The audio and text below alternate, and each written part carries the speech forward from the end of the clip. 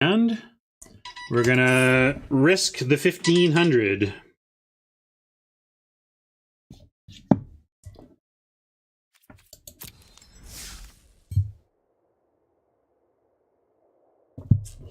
And we're gonna keep an eye on... Oh, I need to get my...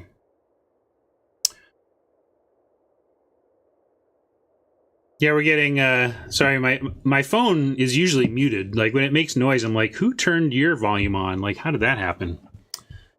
I must have wanted to hear an alert or something. Let's see, we don't have... Oh, I restarted. We also don't have Deckmaster up. So I'll get Deckmaster going. I will switch views without anybody even having to tell me.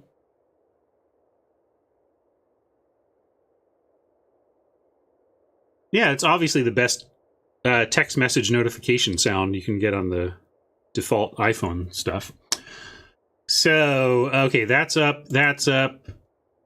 Tracker is not showing me the End-Rays Forerunner count, but I bet it's 4. If not, we would certainly max it out. So this is 20 gems here. We can basically think of End-Rays Forerunners as 20 gems, and there's really nothing even leaping out here saying making this hurt. You know, like the best cards here are Plague White, Aeromunculus, and Imperious Oligarch.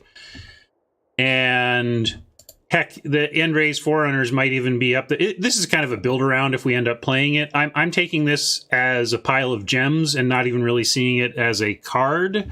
It might influence our picks if we end up in Simic with, you know, 2 engineers or whatever or something, but we're going to start... I'll start it in the main, but this is not a directional pick, really. This is a gem pick. This is tougher because we have quality picks like Gate Colossus and Blade Juggler, and Amplifier is another 20 gems, but oh, we own 0 amplifiers. That's interesting. But Skewer and Gate Colossus and Blade Juggler are like real picks. So we could go with a real pick here, or take 20 more gems and see what the bots tell us. We don't need to feel obligated to take a Gate Colossus just because it's there. I do feel like where Gate decks have kind of ended up now on Arena is this, like... I mean, you can get a pure Gate deck, and we've seen them. But again, you also see a lot of 2-color decks, especially, or base green 2-color decks with maybe a splash or 2 that kind of backdoor into some Gate stuff because they happen to be able to make good use of the Rams and that kind of thing. So there is some support for taking the Amplifier and the gems, and it's, you know, it's a playable card as well.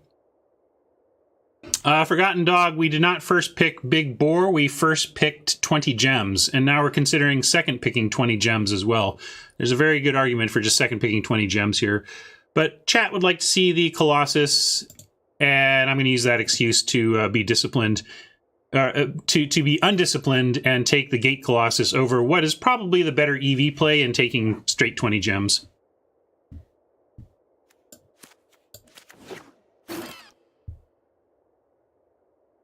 Now, what have we got? Cult Guildmage. This is a really weak pack. Depose Deploy is fine, but not super exciting. It's still probably the pick here. We do have the...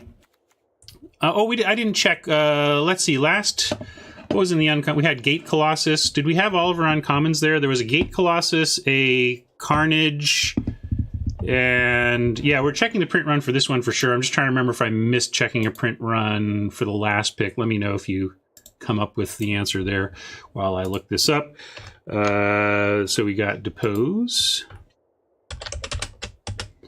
Depose, Deploy, and Cult Guildmage have Azorius, Skyguard, and Tower Defense around it. So Azorius Skyguard was definitely taken out of this pack, which makes me less inclined to want the Depose Deploy. And maybe even more inclined to take a risk on something like the Cult Guildmage. And just if this happens to be a Rakdos seat, we'll be quite happy to have the Cult Guildmage. There's some support for the Spiral, which I don't like here. This is a wheel. We could take the Guildgate in support of the Colossus we have.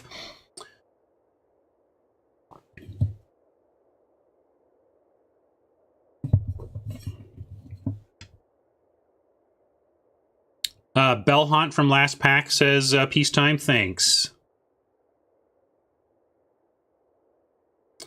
And Arlove 1389 is asking the question that Silo has answered through the MTG bot system, but I'll also say yes, to say out loud, on MTG Arena, because they haven't effectively fixed it yet, the uncommons appear in a very strict single order, such that if you have 1 or 2 uncommons left in a pack, you can reverse engineer what was taken from them by looking at the print run.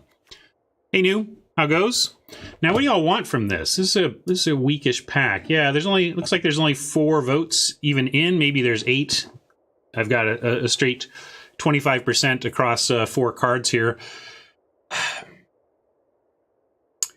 Depose Deploy is the better card, but is directly in a color we know was taken right out of this very pack. So when you know for sure that your neighbor to your right has taken an Azorius card, it's really hard to justify taking an Azorius card as a follow-up.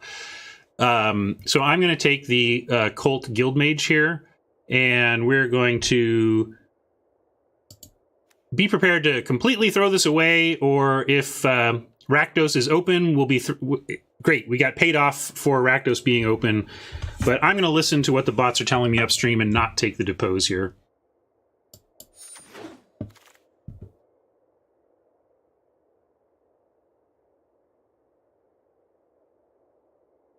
And what do we have? We have an Enforcer, which is probably the best card in the pack. Maybe, yeah, it's better than the Essence Capture. We do have another print run check, so let's check that.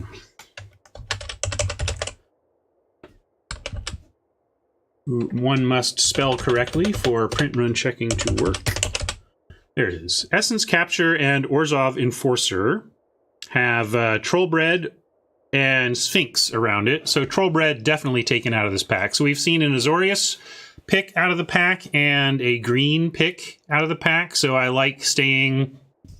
now, we also saw an Orzhov pick out of the pack. So the Enforcer maybe not great, but so far we haven't seen any explicit Rakdos. So maybe we keep heading in this direction and see where that ends up. What about Simic feels open to you? We're only 4 picks in, so first it's very difficult to talk about what's open exactly 4 picks in. All we know is what specifically was taken. I would only make claims about something being open if a high caliber card had made it to us pick 4. If a Blade Juggler were here, black would feel open to me, you know. But nothing about the cards. The packs have just seemed weak, so I don't feel like we have any information on what's open besides the very specific information of what uncommons were drafted out of the pack. So what do we want here? Yeah, okay, good. Glad everybody's on this page. Let's keep that in mind. Again, we're not married here, but want to try and listen. We're getting signs about Azorius, but now here's a bunch of Azorius, but Code of Constraint and Wall of Lost Thoughts are surrounded by Senate Guildmage and Gruul Beastmaster. So again, the most consistent signals we're getting from the uncommon check are that Azorius and green or green may be being taken. So I think we should still avoid Azorius. And this is where the print run is really valuable. I think a lot of people would be taking these in this situation, taking the blue-white stuff, but by avoiding it, knowing that it's being taken from the right, and passing it and sending signals to the left, we may get a bunch of bots into Azorius, which will free up whatever we end up in. And yes, I'm with you on IGI here. I think there's some desire to get gathering, but these are a replaceable 2 and a replaceable 4 and a replaceable 3, really, and maybe we'll get one of them back even. So we're going to take the IGI, sure. Oh, and that's assuming that I was thinking Orzhov for a second, but I think let's get rid of this. This is actually looking less less likely to be supported. I'm going to remove it just to show why I was talking about these white cards, because when I look at if I look at our picks so far this way, I see us easily landing an Orzhov possibly as well. But that's another reason to take IGI, is that it keeps us open to being able to branch towards white or red from here. But we're still pretty wide open and are just looking for more info from bots besides watch out, they're taking Azorius. Looks like we could have had a solid Azorius deck even through the Azorius picking that's happening upstream, but I'm still standing by, looking up what the bots are doing and respecting that. Sky Tether here is surrounded by Fireblade Artist and Flames of the Raise Boar, 1 away, and then 2 away, Rumbling Ruin and Eyes Everywhere. Rumbling Ruin and Eyes Everywhere tend to still be here, pick 6, so, and frankly so does Fireblade Artist. Maybe these packs are just weak, but certainly Flames of the Raise Boar was taken, which is not great for our looking towards red, and there's no red in this pack whatsoever. So actually let's get all this back in, because I took these out to show why I was still thinking about white cards, but really we can be thinking about anything here. We're only we're 5 picks in, looking at our 6th pick and trying to get good info, and it's tough because the uncommon print runs are telling us one thing and the colors being left in the pack are telling us another. Yeah, and it's also it's complicated further by the fact that these packs have not been of high quality. And since we don't play in pod, it's also not a great sign for our matches to come, but we'll make the best of it here. Hey, Mobius.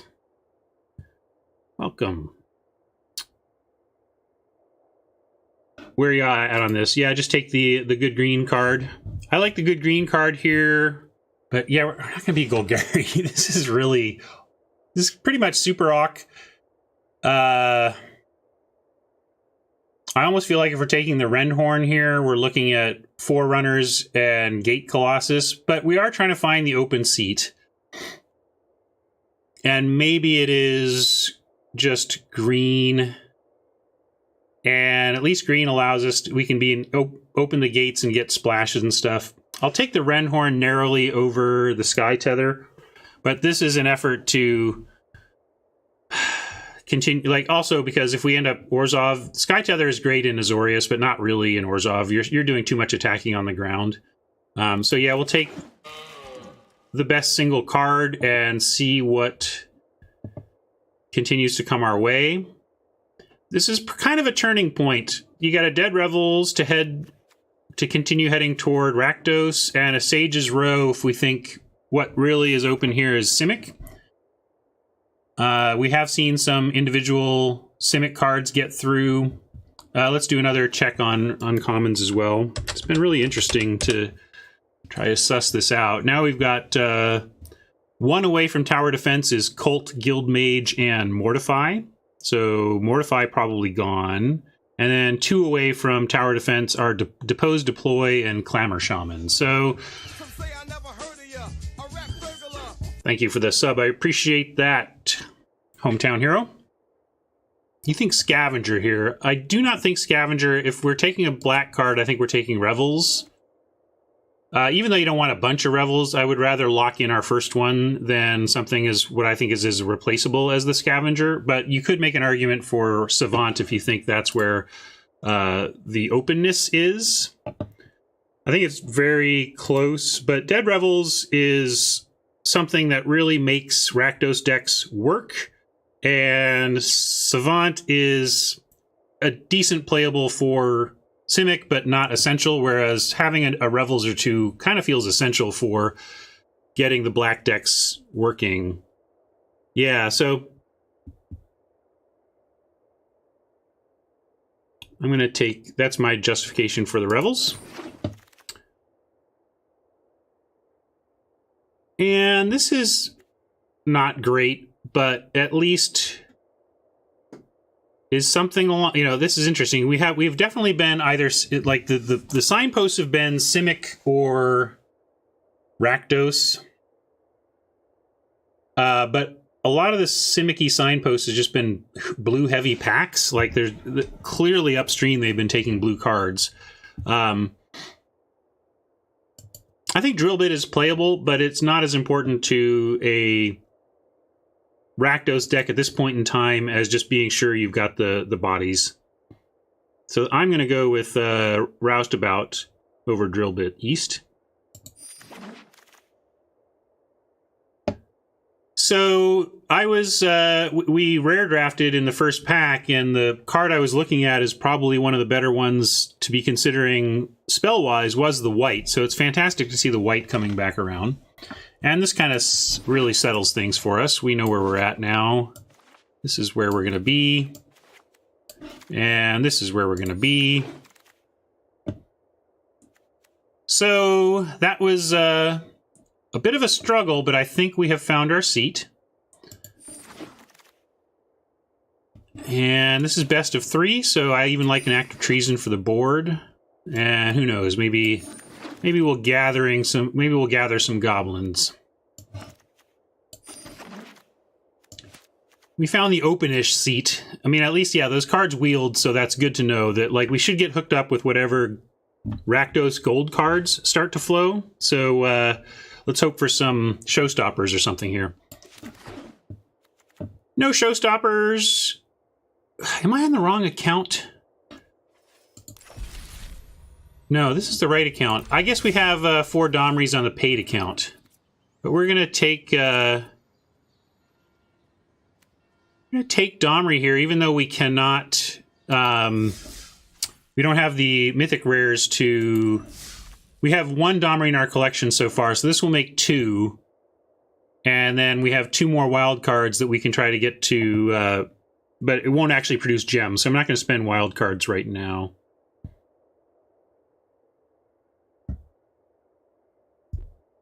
And it's nice because it's actually a splashable card for us. We're going to look for a means to splash.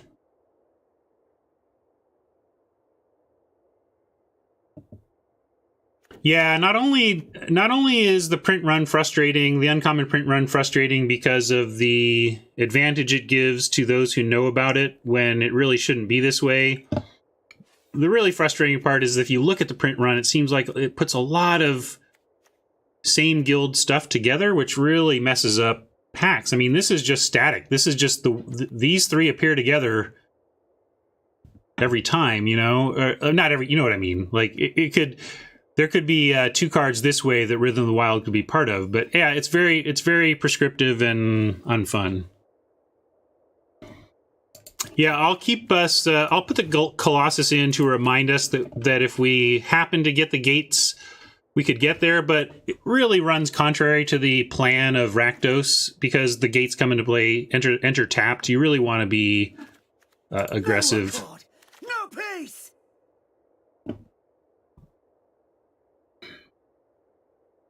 No Wrath Zone. I felt like we were so much closer to completing our playset than we apparently are.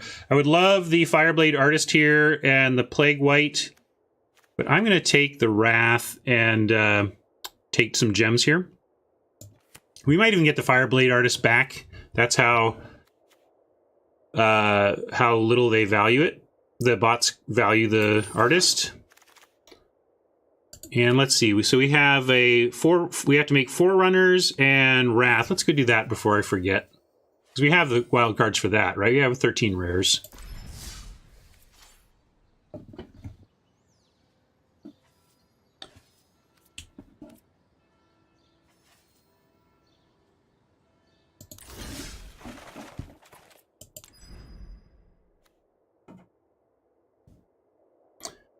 When I have more time, I'm going to do a much more careful mathy study of that question. Peacetime Fawn says, artist might be better than 20 gems in best of 3, honestly. And I obviously don't think so, or I wouldn't have taken the rare. But it's worth studying that question a little more closely in the future, I think, to figure out really where that line is and try to give people a good mathematical idea of when they should be rare drafting. I'd like it. I'd like to feel, oh, this must just be... Okay. So I loaded up this program, MTGA Tracker, after I had launched, and I think it remembered I had been playing on the third account over the weekend, and in that third account, I think MTGA Tracker was showing me what was in my collection on my other account in that draft, because I was very confused at why we had one Kaya's Wrath. I think we actually have everything. So we have Wrath, and then Domri. Oh, really? We don't have...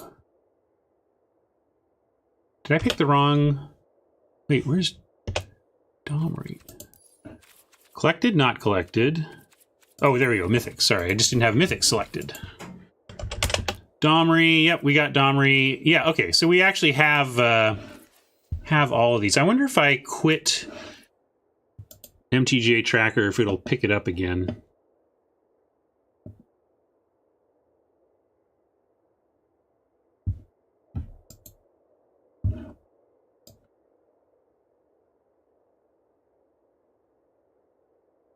Silo says, it just depends on how much equity you're giving up. Easy to look at if you have a number to guess for that. Right, and that's the hard part, Silo, is coming up with a guess for the number of... A guess for the EV of keeping... Of having that uncommon Rakdos dude in the deck over whatever we end up replacing it with. Over replacement level card. Is that worth 20 gems of value? Obviously, I maintain that it isn't. But it's a question that can be reasonably answered mathematically if you come up with a really good reasoning behind how you arrived at that number. And I actually have, having spent time at Wizards, I have data that I've seen that looks at like how win percentages are nudged. I don't want to share data that I have only because of my time at Wizards, but I can probably, maybe what I'll do is off the air sometime, take a look at that data and come up with some examples, maybe just toss a couple of examples of like how a common removal spell or, you know, how a range of cards affect win percentages of decks they're in. And because that's how you would create a solid mathematical base for that. Anyway, let's rejoin the draft.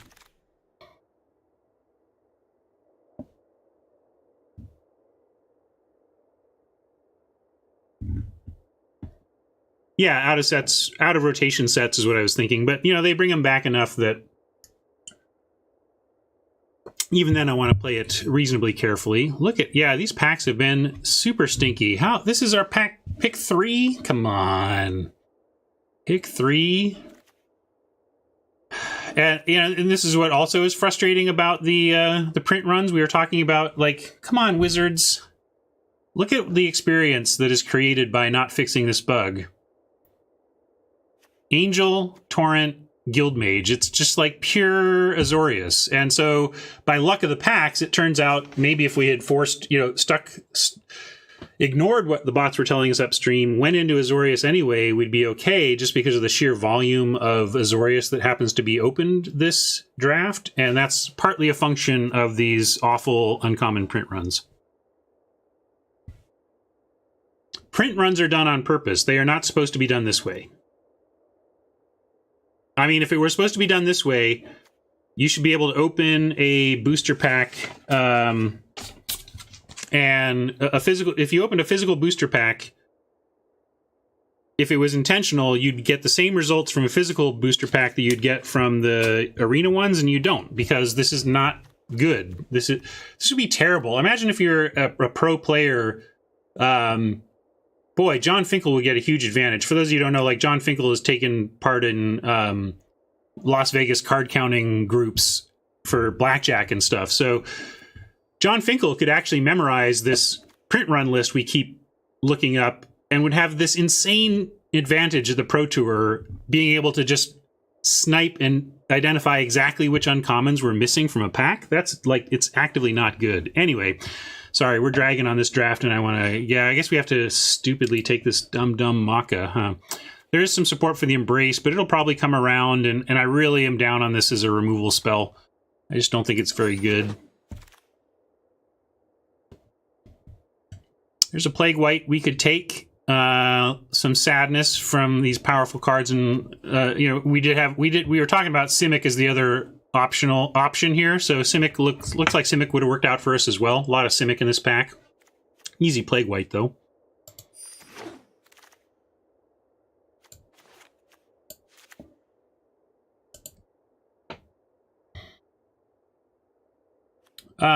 This is not really activatable in our deck, although we are looking to find some green. I don't want to force. We don't need to force Domri either. If we get there on the gates, great. If not, don't worry about it. But we're going to take Footlight Fiend here, or try to. There we go. And as the Rakdos player, we get every Carnival Carnage that is opened in the draft, and we'll take this one. Here's a Guildgate we could take, or a bad 2, or a medium 4. We're at 13 cards, 12 if we don't want to count on Domri. Halfway through the draft, we've got half of our playables, so we can afford to take a gate here, especially we spent a lot of our first half of this draft trying to figure out where we were, so our last half should be more solid. It gives us, a gate also gives us a chance to help cast Domri, because even as a Rakdos Guildgate, this helps us be able to play a Forest if we need to support that. So I think it's the pick here over the weak on color cards available. We're going to take all the Plague Whites that come our way at this point, basically. Another IGI is more appealing to me than a Spike Wheel, but the lack of jugglers is noticed here. All right, quad white so far. The Embrace did come back. We have seen a juggler, but we passed it for, I think, like the Colossus. Although, how much wouldn't you love a juggler for this Colossus right now? Man. Expose for the board. We might need to play this Acrobat, so we'll take it. Oh, uncommon Vault Progress. Late Roustabout. And if we get nothing but Goblin Gatherings for the rest of the draft, we can do that. So, yeah, this is weird. I can't rely on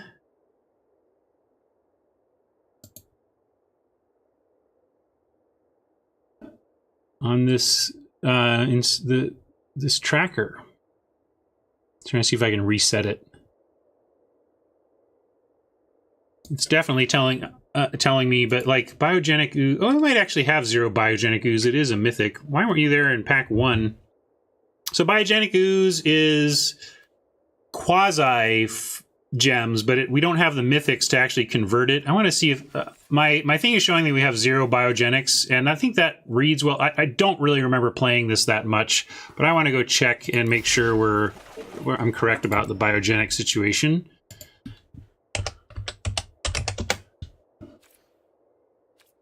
Yeah, it says we have 0, and there you go. Oh, I gotta spell it right. Biogenic. Okay, we have 1, so this thing is still lying to me. We have 1 ooze, but we can't really turn it into gems right now.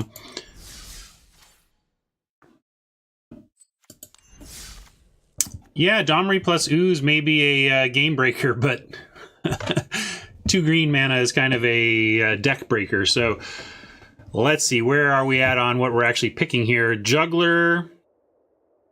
Or, you know, we can still take the ooze as getting us towards the playable, getting us towards our 4X. It is effectively like 40 gems. But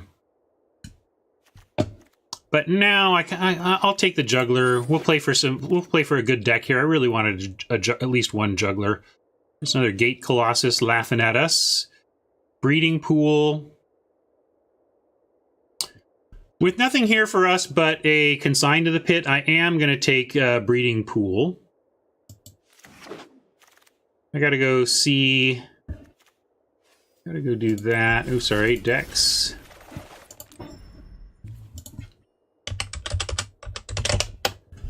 All right, we're already at 4 on that.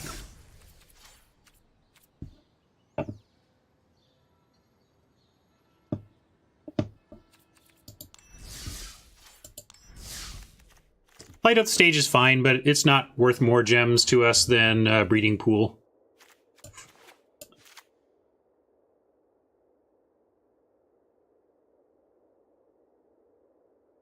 Yeah, I don't know why MTGA Tracker isn't with me on the rare count here, but it's having a little trouble with it for some reason. We have a Revels or a Dagger Caster. Let's take the Caster. We can probably wheel the Revels, and if we get the Blade Death Touch instant, we'll have the super combo. Here's a Gruul Gate we could take towards Domri. And really, with the Rakdos Gate, we could justify a couple of forests if we wanted to. We only give up on a Consign for that. So yeah, definitely the Gate here. See if we can play Domri. Here's another Dagger Caster. And we could take the safer Grudian. If we end up with some Blade Brands, though, doubling up on our possibility to hit what amounts to be a game-breaking combo seems pretty good.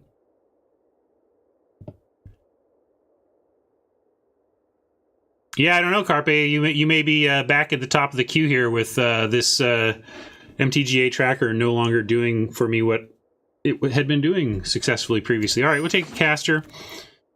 We're going to put a premium on Blade Brands now, if they come our way. We've talked about this previously. There's Dodger, which I'm so-so on, especially with only one measly Juggler to activate. We take Storm Strike. We have like... Yeah, we really don't have any tricks besides, like, Carnival. So I kind of like a Storm Strike here over the Dodger to give us some combat interactivity. We have 4 Plague Whites and a Footlight Fiend and an Orzhov Enforcer and a Trumpeter and a Maka and we have a lot of 2s going on, so I'm not worried about our early game.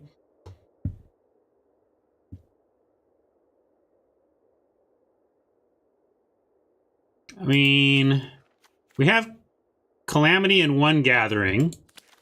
Yeah, we can take the Gathering and just wheel the Storm Strike. I'm fine with that.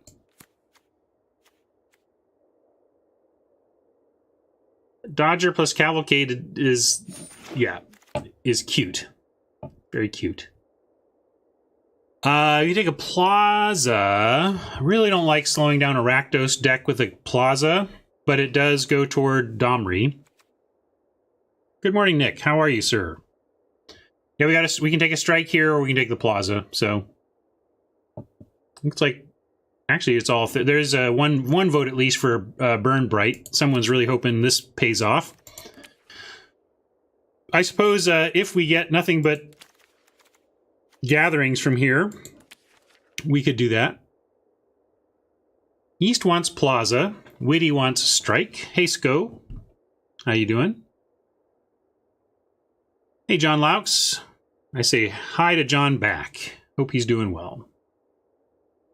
Yes, GDC was last week, and I have been to the majority of GDCs in the last decade, I would say. A narrow majority, probably like 5 or 6.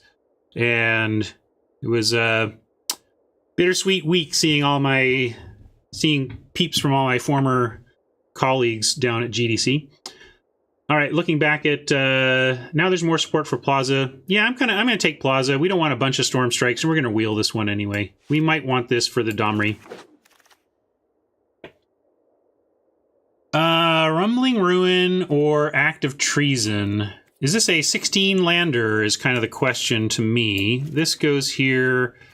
This goes here. Right now, this goes here. If we're honest, I think we're not playing it off of one source. Yeah, deface for the board is pretty reasonable. We only need 2 more playables, 3 more playables if we are 40 card. Yeah, this we want to be here. This you can argue is going to be here sometimes. That makes it look a little more reasonable to be 16. Yeah, we might have to with our current count. We'll see. I really would like another Gruul Guildgate to support the Domri, but I don't remember passing one, so I think we might be out of luck on that. We'll see. I can't remember now. But Deface, I'm with Zach. I don't want to do 16 and a splash, but we'll keep the card in to remind that we can run it. And I do like Deface here, or another Act, but we'll take a Deface. Is 3 IGI too many? Do we Scavenger? We do have, again, we have a very pronounced presence on 2 in particular. And more likely, like this is probably eventually going to be a 2.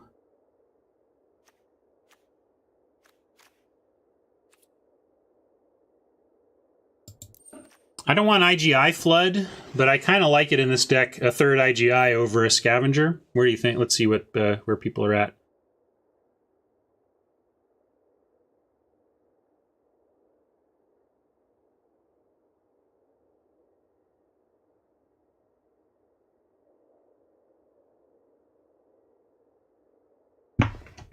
GDC stands for Game Developers Conference. Sorry, I should have explained that. All right, we'll do it. And this is fine in the 3-hole. There's, yeah, we can't cast that. We can cast this, though. Here's a Revels. Now, we're not doing the Gather thing. It's not happening. I don't even care if there's a 4th one. We're not doing it. We have a good enough deck without getting cute.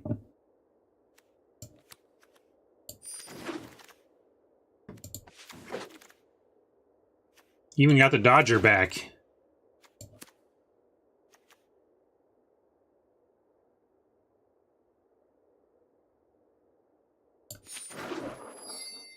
Yeah, Dad told you no ice cream, and he was right. Because instead we have, I don't know, strawberry rhubarb pie. That's a Dad thing to like. That's my favorite pie.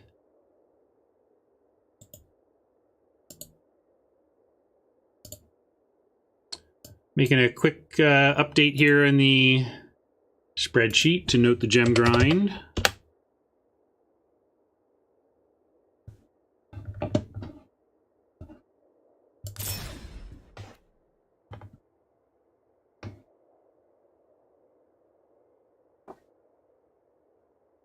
I don't have any set review plans, no. I think we just ditch the green. There's no need to worry, no need to Domri here.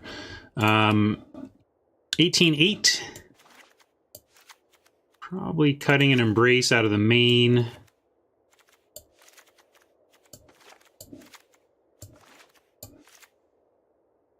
And we need more black than red, so we can cut a land like that.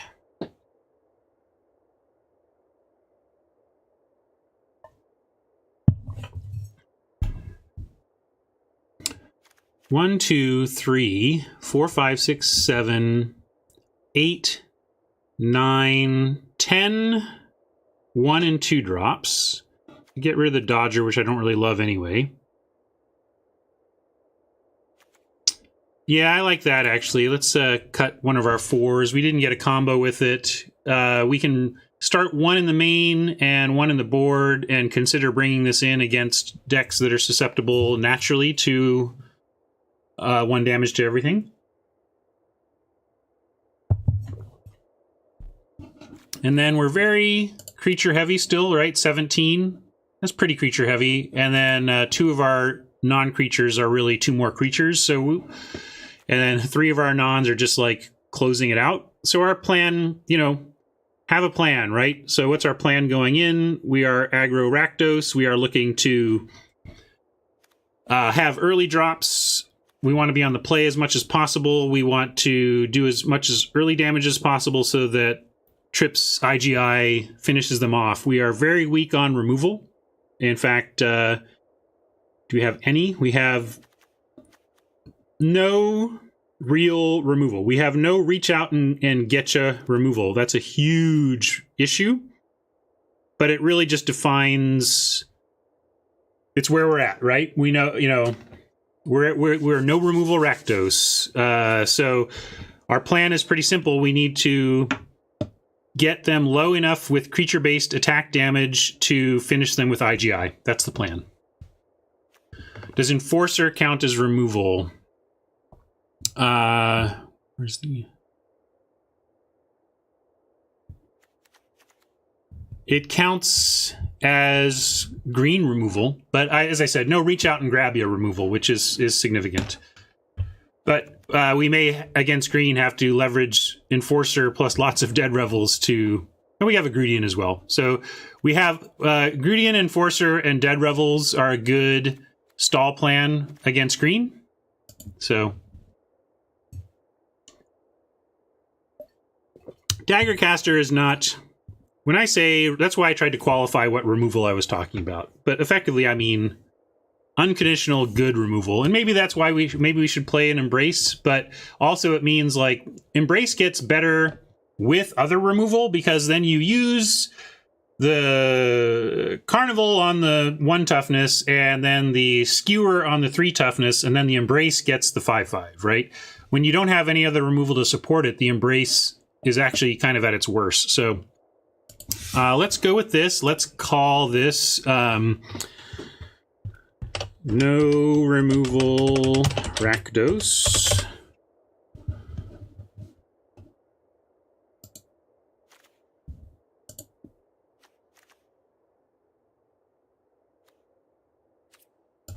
Take a pic of it. Double Ds, we have to save white to the point for the deck where we have like 4 whites and an actual few get the points. We'll save it for then. White to the point is good, but I can't do it in a Rakdos deck that has literally 0 get the points.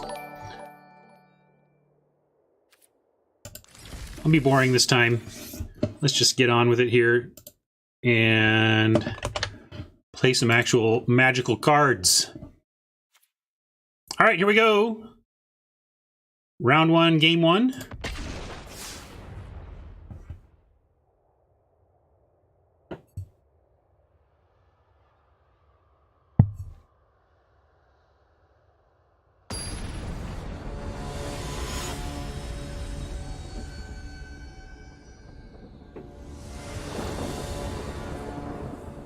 All right, we're going to play first, and that looks keepable. None of our 2s yet, but we'll see what this Footlight Fiend can get done. As long as they don't kill it before turn 3, and as long as we find a land that's so we can have 3 mana by turn 3, the Footlight Fiend is a kind of a guaranteed juggler. No 3rd land yet.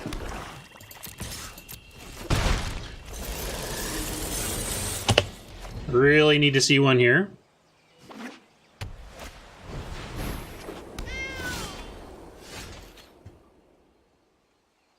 Well, Bottles wants to drop this card for Cavalcade. I'm not there with him on that, or sorry, Bottles, with you. I'm not sure of your gender and shouldn't assume. You know how hard it is to be a semi-woke 40-something dude? Like, go back and watch a Hughes film from the 80s and see what I was raised on.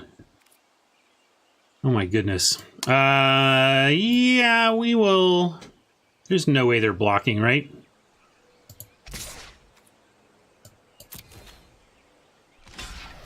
Oh, they're blocking. Okay. I'll do it.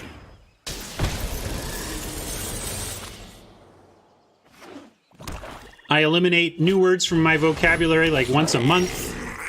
Hey, guess what? We have a good matchup again. So we're going to bring in our second Daggercaster for this matchup.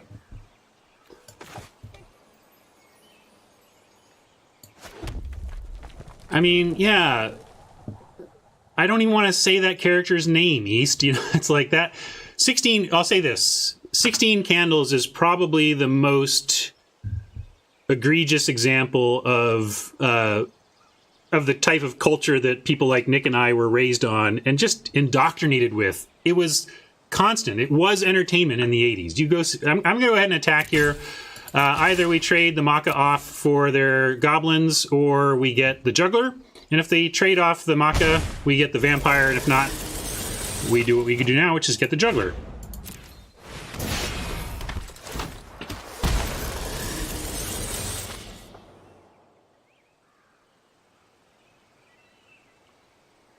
Yeah, Breakfast at Tiffany's, though, was like the 60s, and it doesn't excuse it, but at least it's farther back in time where you're like, oh, we're, you know, remember, like, and Mad Men? That's like a documentary on how women were treated in the 50s and how minorities were treated, you know, so 50s and 60s. So that older stuff especially, but, I mean, Hughes stuff is the 80s. I'm saying, like... And those were our formational films. You know, like my worldview was defined by Hughes.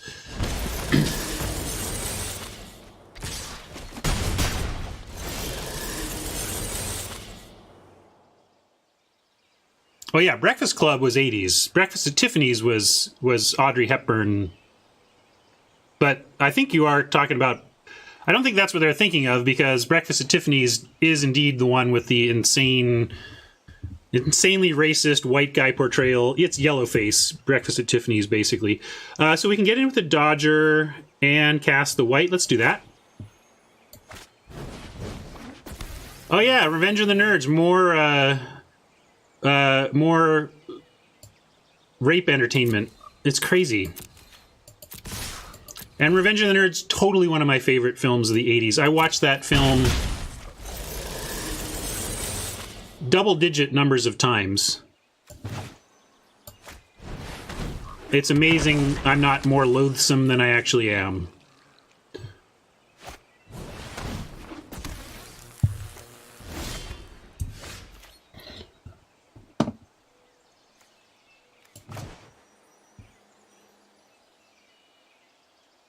We're going to offer it all here and start with the inheritance. I actually won't offer the Dodger, though. No need to run that into the Fireblade, because I do not want to activate it. Oh, Porkies. Oh, my God. Oh, it's all so bad. It's so bad.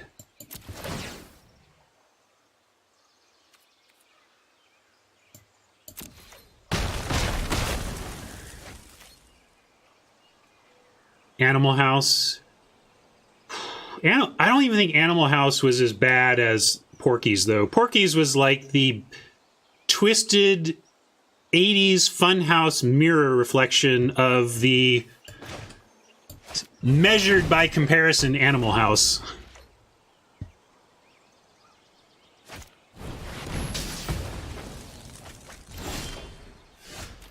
Oppo's going to be sad.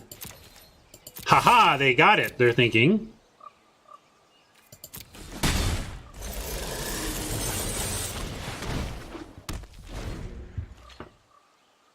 Right. Animal House was awful frat boy behavior that really spawned the genre, but it got super rapey in the 80s, is basically... Oh, thank you, Double D's. Only one game with the wrong view today. One problem is I have my deck image covering up my Streamlabs, so I wasn't even looking at my Streamlabs. Let's get to the right view. Thank you so much. In fact, here, I even have a deck building view that I hardly ever use, just to get out of the way of the deck. So we want to bring in Caster...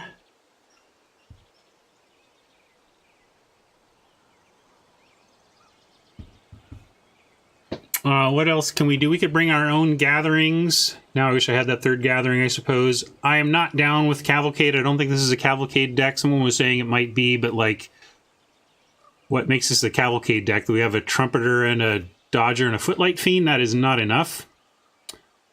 So what are we cutting for the Dagger Caster? This really goes here. This goes here. This is here-ish.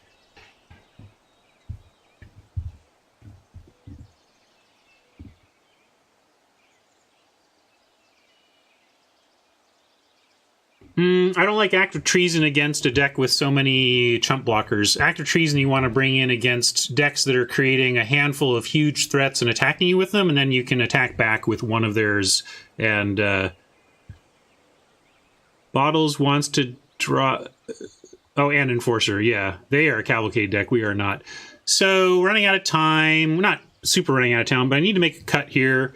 Maybe Grudian isn't the best here. It's not really what... Grudian's really for the big ground pounders type matchup. Yeah, Peacetime and East are with me. Let's do that. Send that in.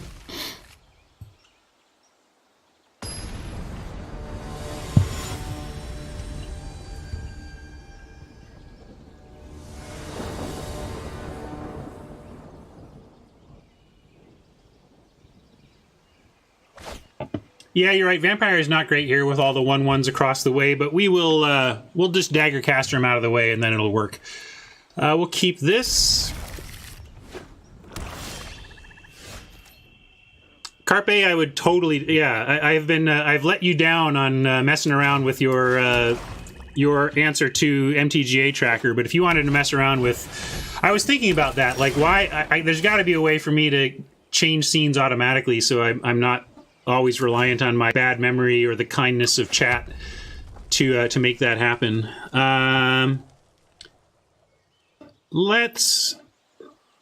These are similarly unblockable, but Rakdos Trumpeter a little more unblockable, and I really want to drop that Juggler next turn, so I'm going to drop the Trumpeter here. Lotus Tracker, I'll make a note of that as well, but I do want to give Carpes a chance.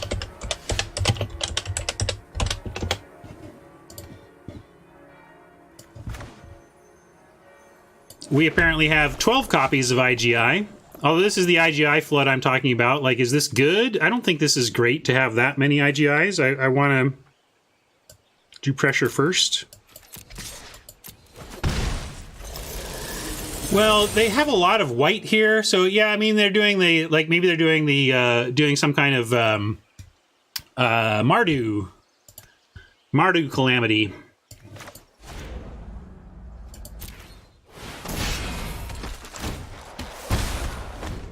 Yeah, you may be right, Fawn. We're going to find out. Let's take the non-stop inheritance tack from here.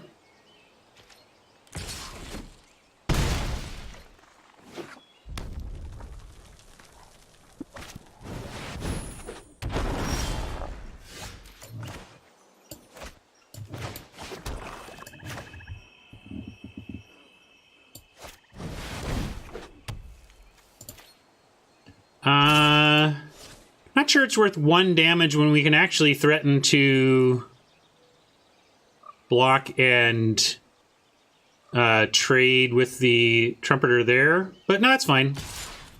All damage is good damage here. Yeah, I don't know. Like, Oppo has some weird cards here, but...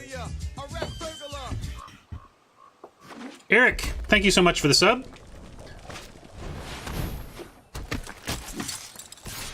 Yeah, Pele, that's where I landed. It's like, of course we want to trade damage. It's fine. We don't need to board control. We're just going to try and get there on the strength of our IGIs. I'm not going to offer any trades here though, because they have blocked Trumpeter with Veteran and Junk Troller, and then we're forced to activate. Well, we're not forced to activate. We could have attacked and checked and see if they wanted to do that. But yeah, they're done on the double. They didn't even need to see the third. And I failed to move my camera again. Oh, funny.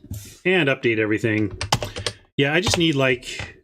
This summer, I'm going to have my son stand behind me as an intern and just do all of this stuff so that I'm not a complete wreck all the time. We are free to play, and we are RNA, but we are best of 3.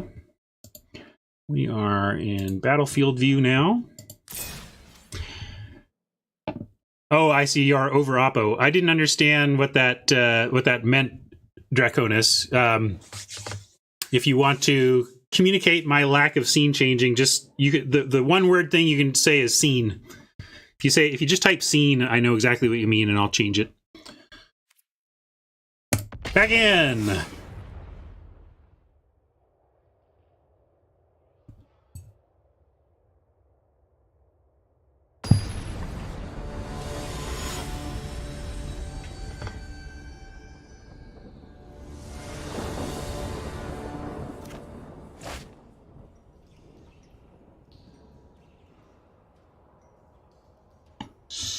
Not great, not great. We're going first. Wow, they put us on the play, which generally I would like, but we can't keep this, unfortunately. It's not doing enough. We have to keep this, and I need something other than a 4-drop. As much as I was really not hoping to have to bin a spell, because we might be binning a spell in order to just draw a land or whatever, but we need something more relevant to our next 3 turns than that particular creature that we don't even know if is good in the matchup.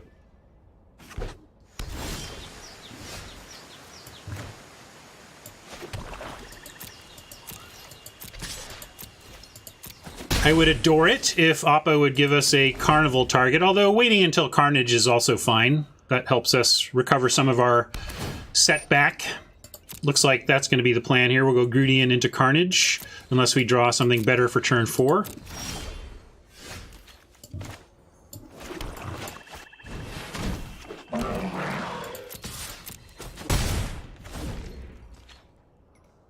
Honestly, Bottles, your choice. You type anything that sounds like scene, and I will hopefully remember. Yeah, this could work out poorly, I suppose. But actually, we're just going to Carnival the Vampire and drop the white here.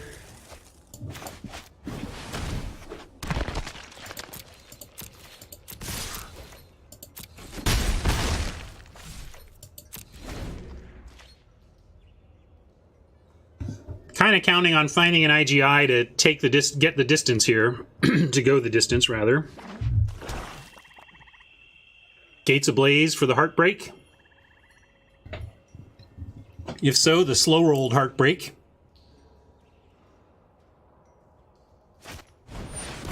Messenger, you say?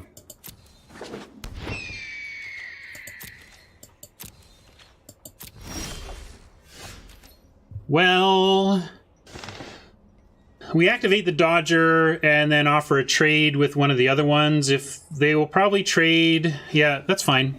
We'll trade for either way.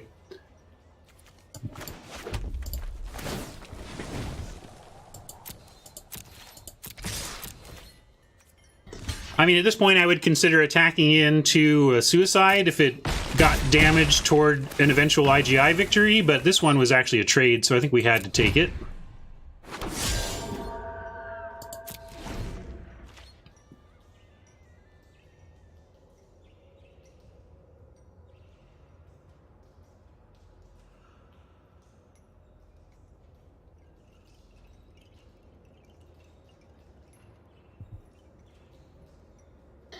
What do you think, Oppo?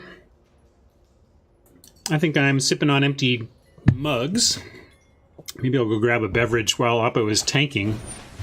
Sky Tether on the 1/1 I can live with.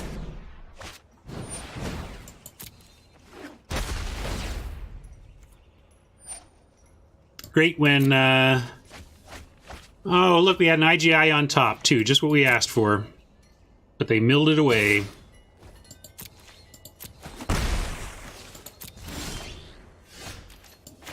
Well, one of these whites can get through on the current board.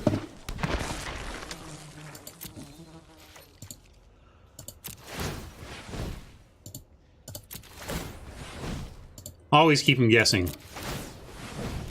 And always set up auto pass.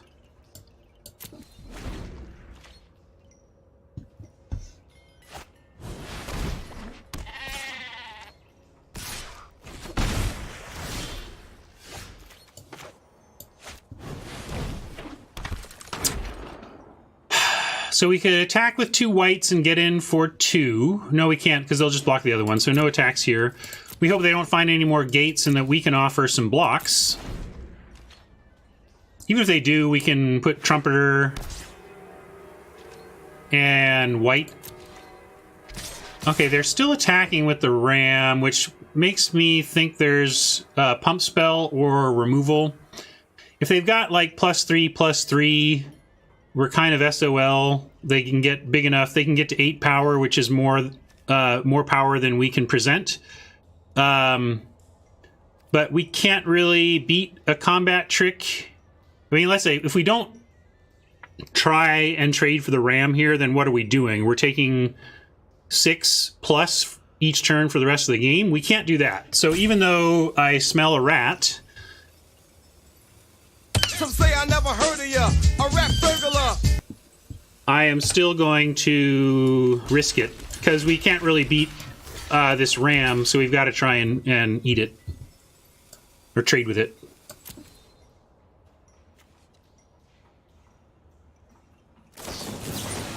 Yeah. So they had it, but we couldn't really do much about it. We had to try. And we're not even still completely dead if we, like, get some dead revels. That's not enough. I think we lose from here, but this isn't big information to show Oppo or anything, so we'll toss this out there. Yeah, I could have put the Dodger in front as well, I suppose. I start to think of Sky Tether as a pacifism when I need to remember that I can block with it, but it didn't really matter there.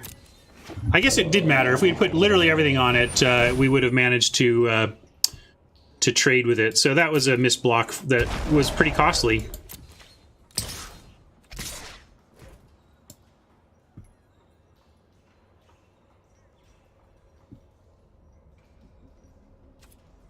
Magic is hard. So now we're going to wait, though. We got to take this and see if we can find another thing to add to these two. And still end up using the Tin Street Dodger to help kill the ram. Yes, that will at least get us a creature to cast here. And we can threaten the ram. So we need to take a 2-drop and then something else, probably the Grudian and the white. Or we can take Maka being a little tougher and still doing the same job that we have lined up for it. So yeah, weirdly, I'm going to take the worse Maka, but the job here is to trade with the ram. So an extra point of toughness is more important to me here than the white's combat ability.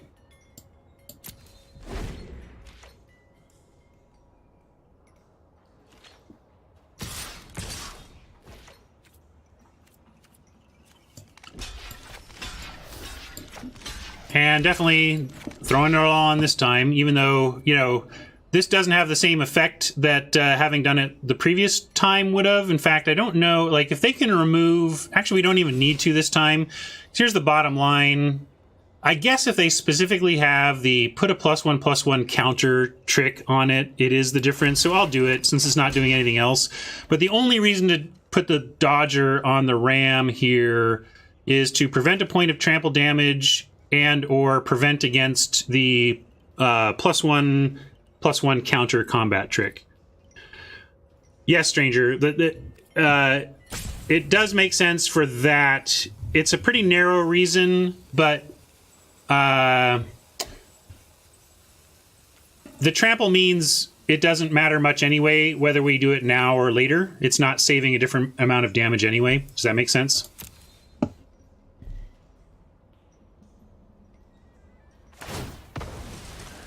Of course he has the doggy.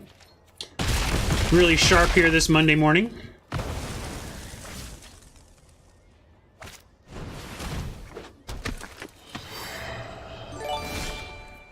Too bad, because if we drew some sort of action there, then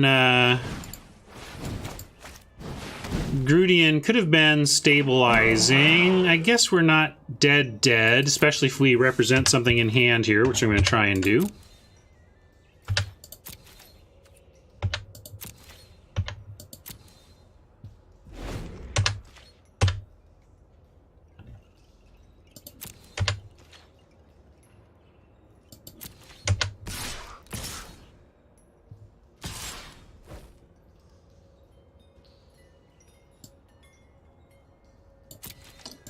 So we barely survive if they don't have anything.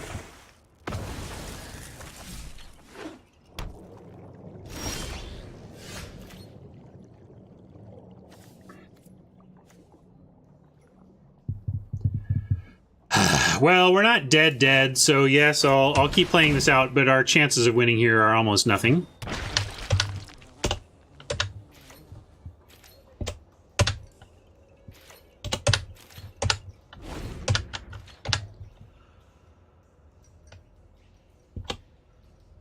I don't know what we draw. Maybe the second Dead Revels allows us to... No, because then we're dead into the air, and there's nothing we have. I think we're just dead. I don't think we have the tools to stop. Yeah, I don't see us as having outs because we need multiple things.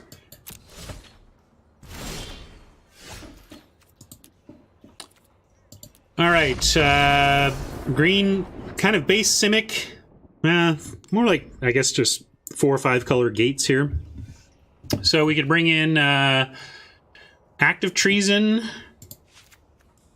and Deface if we want to presume Colossus. We can probably presume Colossus, but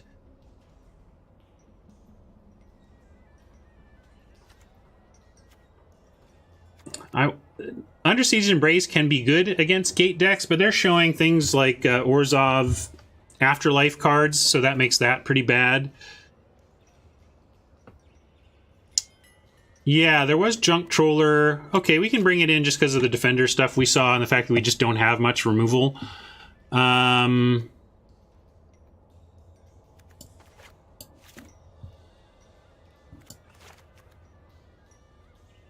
what are we cutting? Maybe a Vampire as being just kind of a whatever card. And a Maka as being pretty replaceable. Or maybe,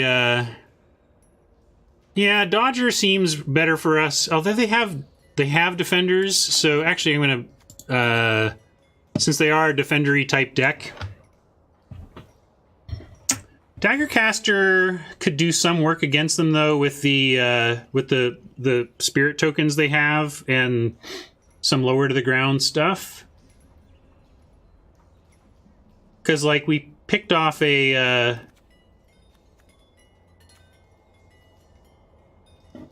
Yeah, I'm going to go with this. I get it that Daggercaster is a little weak here, but let's see if it does any work here in this one.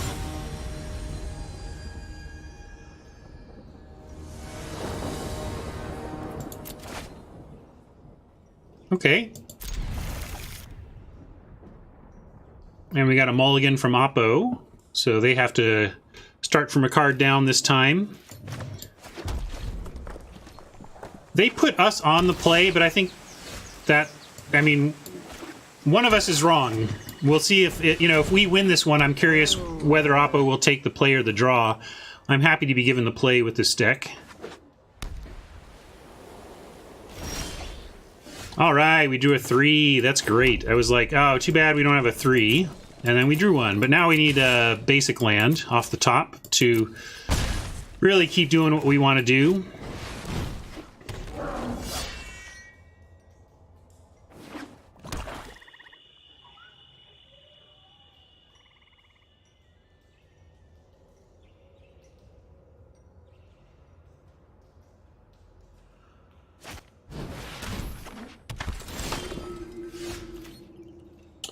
Oligarch, you say.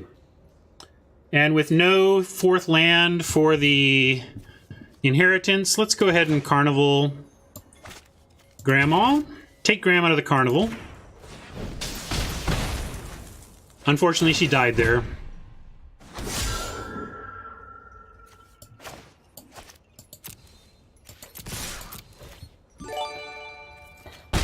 Thank you for the follow.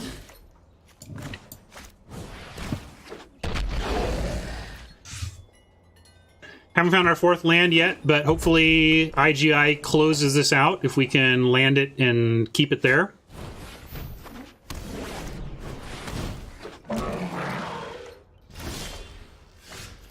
Gudian is pretty whatever to us.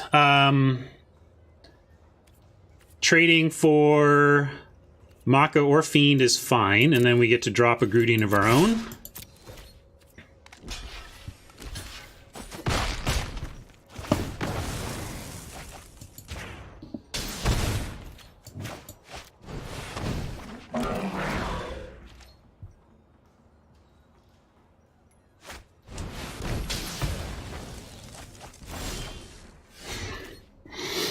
Okay.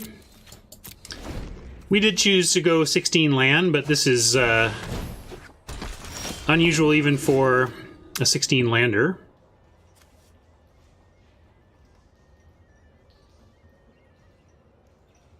What is this?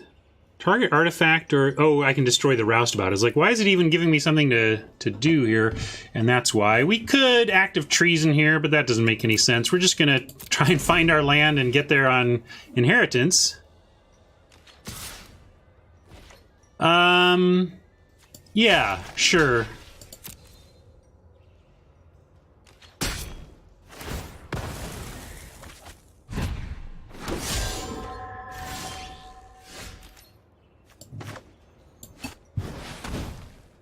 Something to try and cast. Oppo showed instant. Wow, they're just all mortifies over there.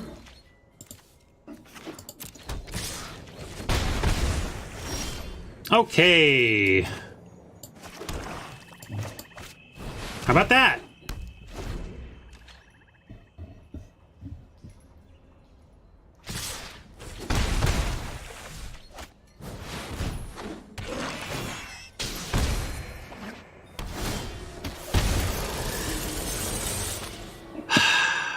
Treason gets him to 9-8. No, let's just play another Ill-Gotten, and we can take an attack from them, and we have active treason ready.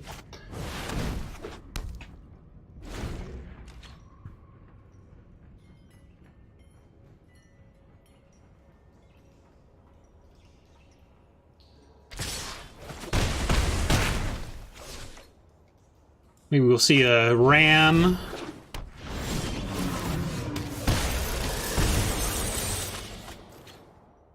Okay, so now we have treason for 4, 5, 6, 7, 8, 9. They can get us to 3. And we get them to 6 and then threaten to win on the untap. Or we can just dead Revels, but we have nothing to deal with the air. So we're just kind of taking the damage in the air. So we should really just we'll act here and take the damage we can get.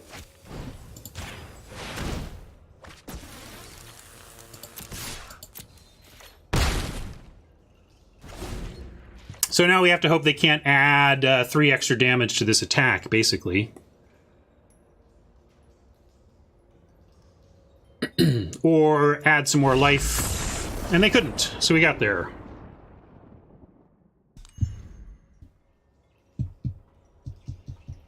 Yeah, I think I'm going to keep the 1 dagger caster, but we're not going to bring in another one.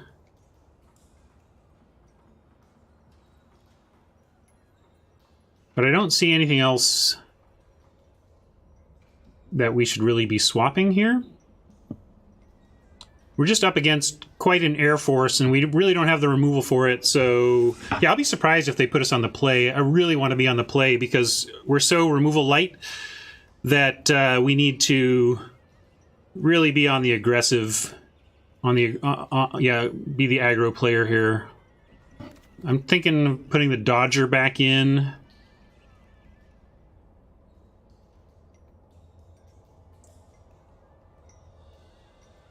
But they really did show us several defenders, so I'm not.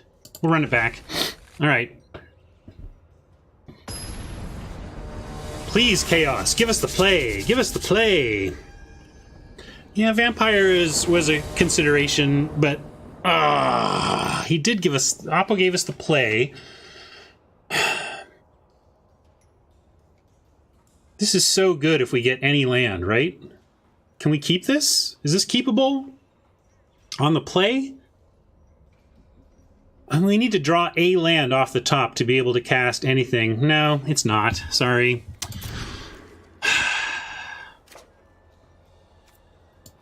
That's not the worst, though. And I'm going to risk finding some more land naturally rather than keeping land on the top. We have 3 in our 16 lander, so we're pretty good on that front. I love that we get turn 3 Juggler as well, unless they have a Quench or a Essence Capture. You gonna fill our graveyard? Thank you. I appreciate that, Oppo.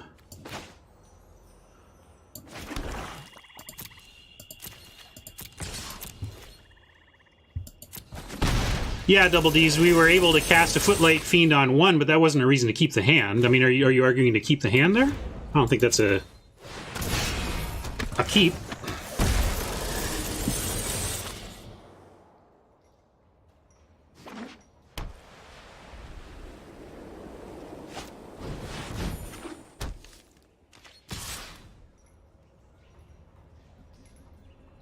I'm good with racing if you are. Bring it, bring it. Yeah, attack with that Wall of Lost Thoughts, please. Okay. In it to win it. We have Acrobat or Carnage.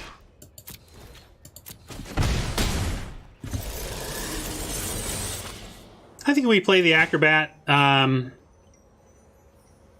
then do Carnage for the next 2 turns, because they're going to go draw, they're at 5, draw to 6, play a land, go back to 5, cast a spell, go to 4. We get 2 of them, they untap, go to 5, play, they're down to 2, they go to 3, 2, yeah.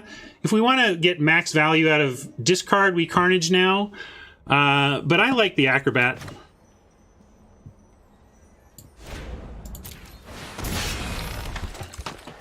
And now we have Carnival up, and then we may only use Carnage once, and then save Carnival to, like, Blade Juggler plus...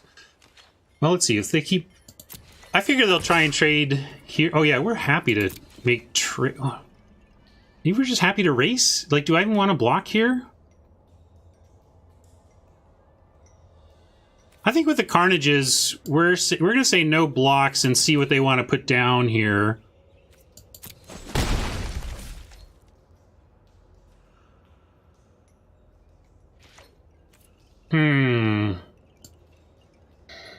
What do we see? This could be binding. Probably a binding. Oh, they're just going to untap it? That's fine with me too, though.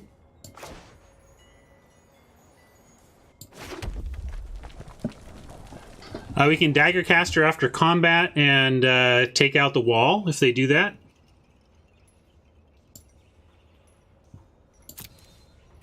Yeah, they might just be stuck on castables with no black.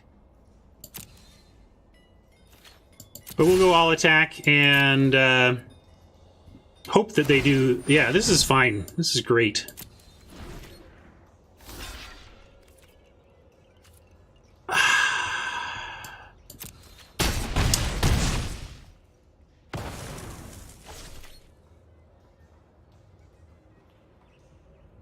We could finish it off with a Carnival and still get a Carnage in, but it's hard not to just do it with the caster while we can.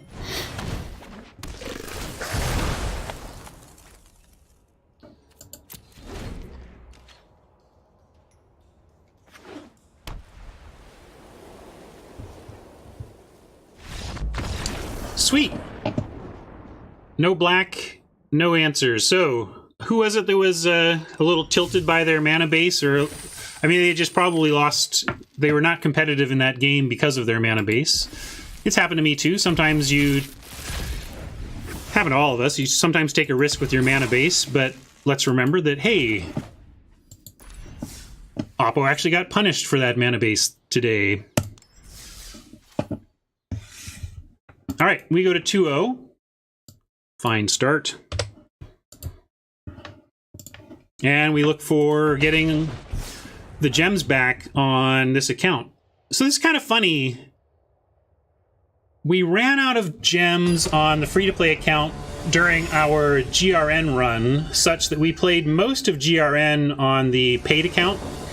And the paid account has a complete GRN set.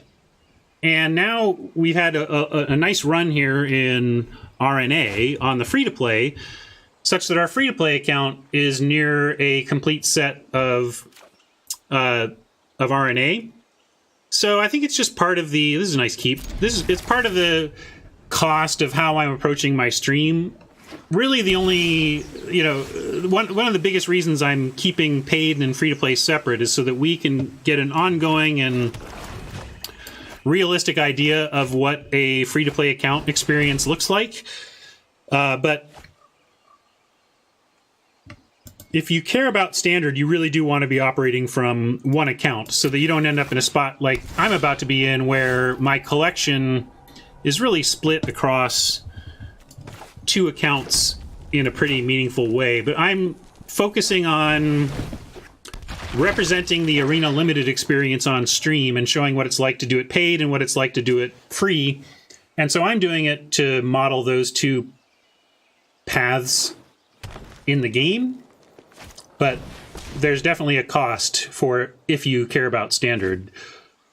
For those who don't care about playing standard, there's no cost. You can have as many accounts as you want and do whatever. Those cards, having a collection doesn't matter to that person, you know?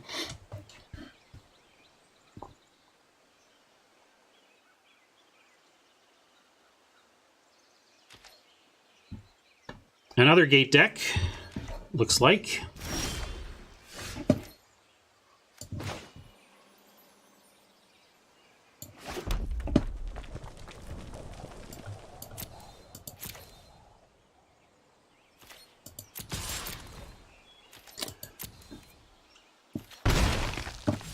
And we'll try a Grudian if they quench this. I really don't care all that much.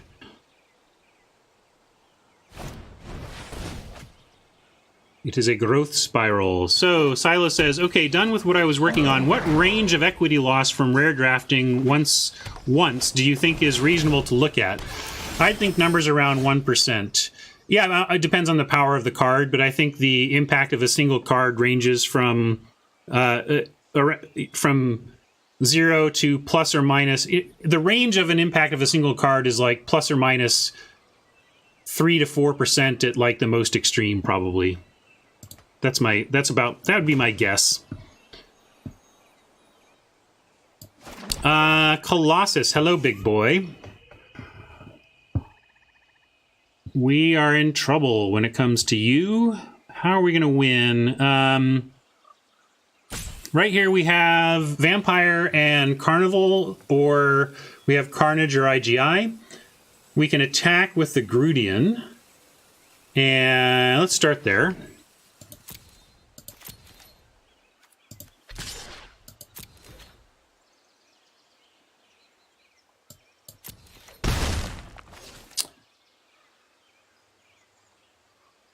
I actually think the Vampire is going to be more important to our race here than the IGI. If they attack every turn with the Colossus and the Vampire goes unscathed, I think this is the starting point to letting us stay in the race.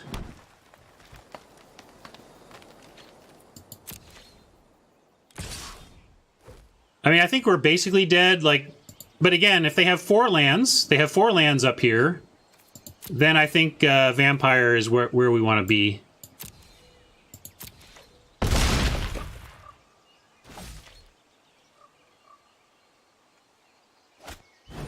What? It's not 4 lands? Ridiculous.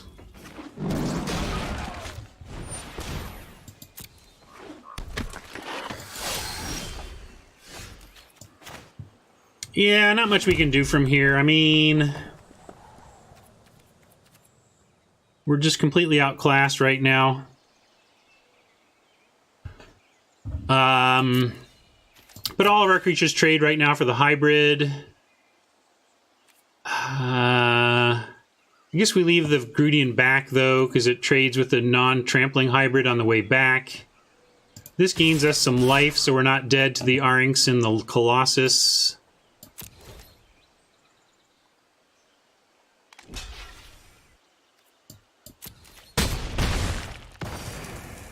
That was just a hopeful attack, and it worked. I mean, it's not like this helps because we can get the. Well, let's make sure that we're doing this correctly. We'll do this,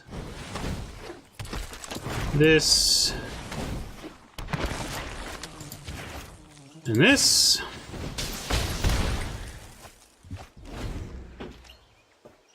Now we have Grudian on hybrid. And we actually get to say you can't block, right? Oh no, that's a... Oh, that's weird. That's the Gruul one. I'm mixing up my Guild Mage abilities.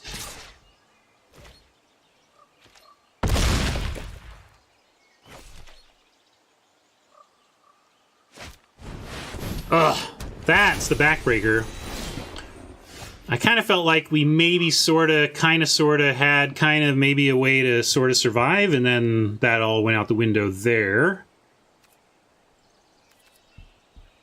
So yeah, I think we're just dead here. Maybe don't show them anything more. What have they seen in our yard? Like, I don't want to show them even a single IGI. No need to give them sideboarding information if we just can't possibly win this, and I really don't think we can. Yeah,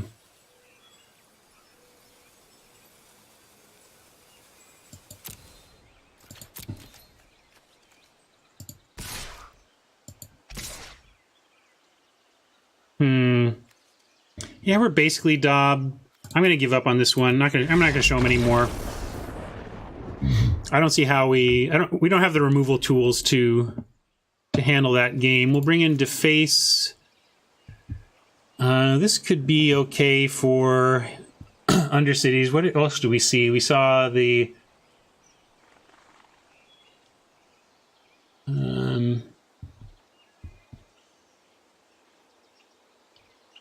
that's what I felt like, Snare. They dropped like the turn 4 Colossus or whatever, and I was like, all right, I guess that's this game.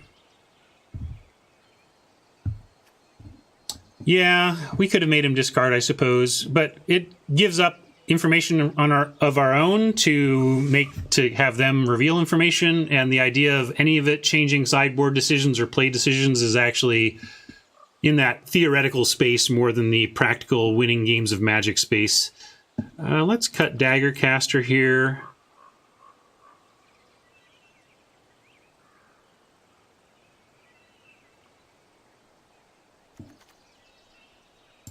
What if we bring in... Oh no, not that. I meant this.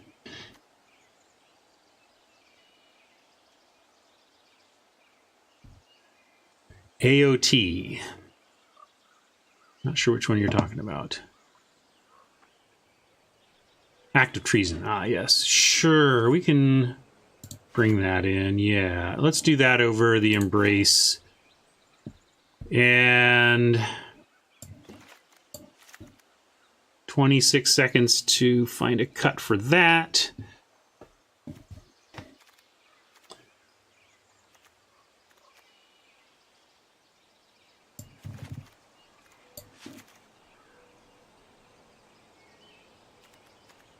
Dodger. I'm going to cut the Deface, actually.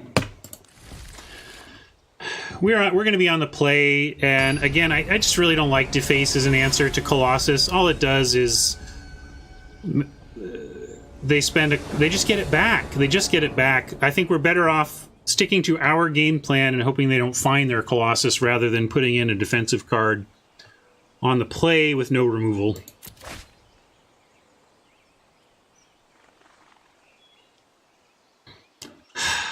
Really grim, because one swamp here and we actually just actively love this hand, but we need to keep it and hope we get there, because we have a curve out if we do. Get 2 shots at a black source or a red spell to cast.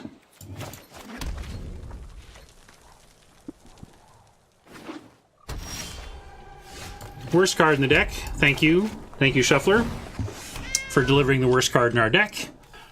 Please, no more mountains for the rest of this game. All right, you made up for it there. I gotta admit. Almost did Grudian, but of course we want Roustabout.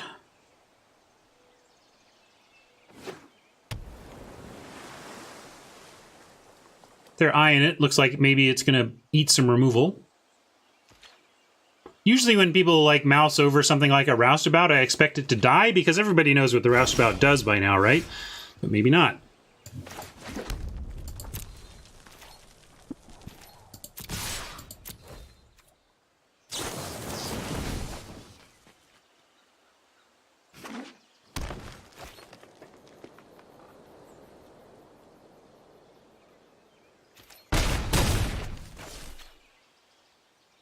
Let's just go IGI here with shields down. This could apply more pressure, but I like getting this. This is an important spell to resolve, I think, so that's why I did that there. This is more immediate damage, but I felt this was more important to just land. Also, we can draw a 2 and have a 2-spell turn in a way that we couldn't. There's only a couple of ways we could have a 2-spell turn with Inheritance. And there's a 2-spell turn. Oh no, it's a 1-spell turn because we only have 1 stinking black mana. No good attacks. We'll throw down the thing that can trade with the hybrid.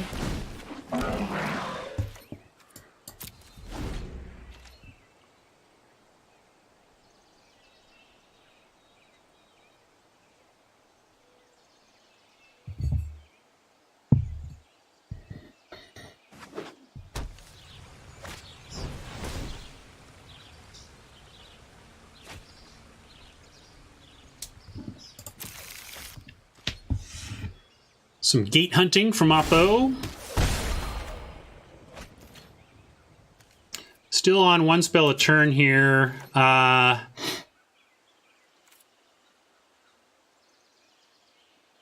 could attack with the Grudian, and they might trade the Spider for it. But I think our game plan is protected more by leaving the Grudian back and threatening to trade with the hybrid than it is by attacking here, when we can continue to put some more threats on the table and eventually have a pretty good go wide attack. Like if we draw a swamp, we get to go double white and then the turn after really just put him up against it.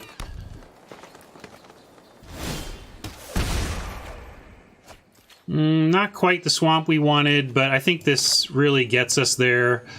We could even get him down to 8, minimum of 8 with an attack with the roustabouts, and then 2 of these, they go to 6. If we draw a land, they go to 2, and then go to 0. Like, we get to get him pretty dead pretty quick with double inheritance. But this gets us pretty dead pretty quick. We'll see what works out here. I think we make them... they have to attack with the Colossus. If they attack with the Colossus, then we get to do our follow-up go-wide attack that should be pretty good for us. And if we draw a basic land, especially a swamp, and have one of the activations on Inheritance ready, then I think they're in very big trouble. And they may be in a spot where they can't attack with the Colossus, and if they feel like they can't attack with the Colossus here, then we may be in great shape. He says in mid-sentence, getting gates to blazed. Yeah, well, we're not dead yet.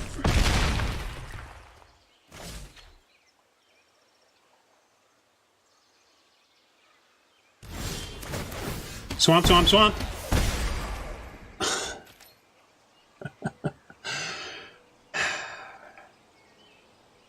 Okay, let's see. How do we keep... Let's see. We go... Obviously, we just play a white, and we block the spider.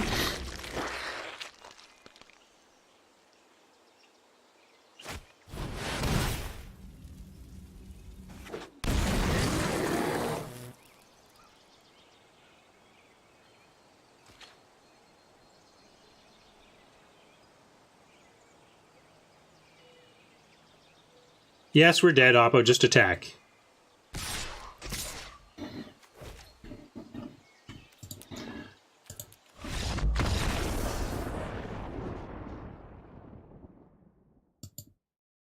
Well, that was less successful. And is kind of the thing I actually just... on the one hand, we ask for build-arounds. On the other hand, I think this format would be better if the gate deck were worse. And I don't mean that just from a... I especially mean that from an arena standpoint. They could make this format a lot more fun here if they would just make those darn bots first pick Colossi. Why do Colossus still come 6th and stuff? Just force the bots to cut off that strategy a little bit better, Watsy. It's pretty oppressive. It's oppressive when we have it. It's oppressive when we face it.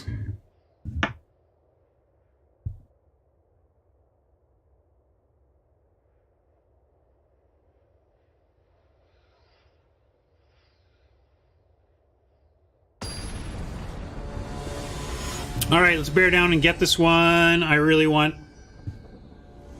buy-in back.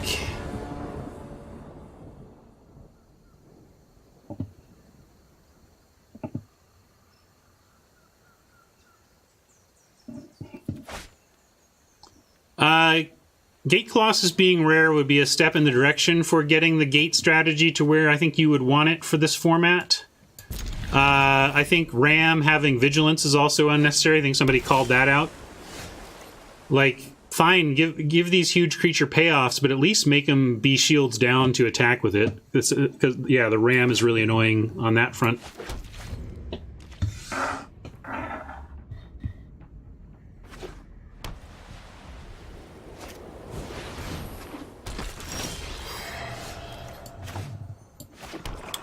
I was going to drop Trumpeter or Enforcer, but we'll drop the white, which attacks for the most damage on turn 3.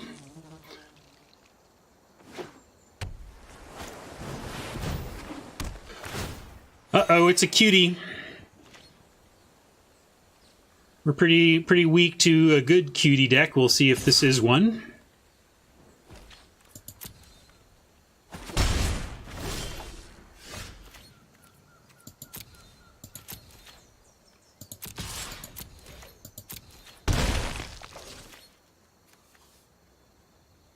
Let's go with the Enforcer. Then they have no... Yeah, we'll do the Enforcer.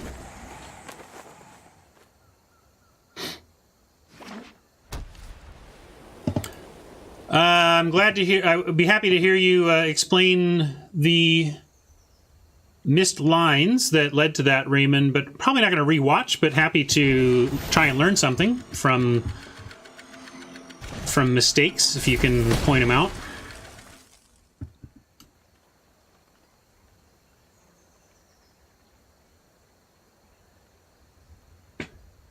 Rewatching your own games is a fantastic way to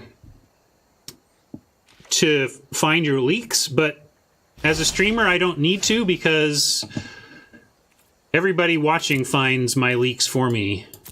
And I don't say that sadly. I say that as an amazing and unexpected side benefit of streaming is that everybody's teaching everybody, because I think, you know what, I have 87, according to this, I have 87 viewers right now. Like, of my 87 viewers, some percentage of them are better than me at this game. Some, I hope a larger percentage are worse than me at this game. And so ostensibly I'm helping the players that are worse at me at this game get better.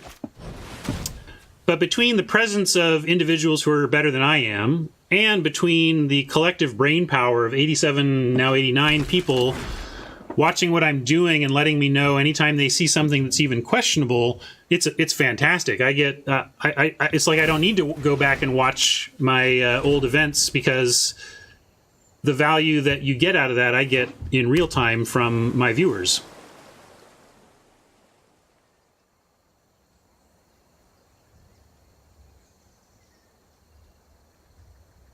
So when I attacked the 3 powers into the 5 toughness, what was your plan?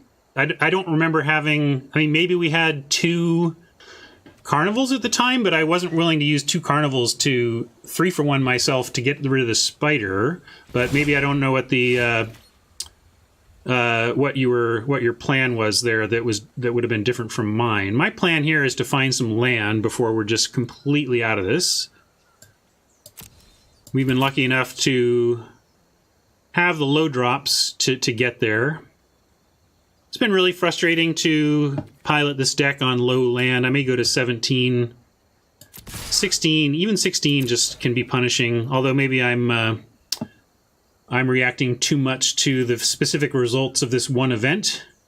But we've been consistently just a mana short. That mill hurt? I wasn't even really looking. I mean, whatever, it was a land. That mill didn't hurt, it was just random. Random. Alright, we'll play a Fiend and have Carnival ready, I suppose.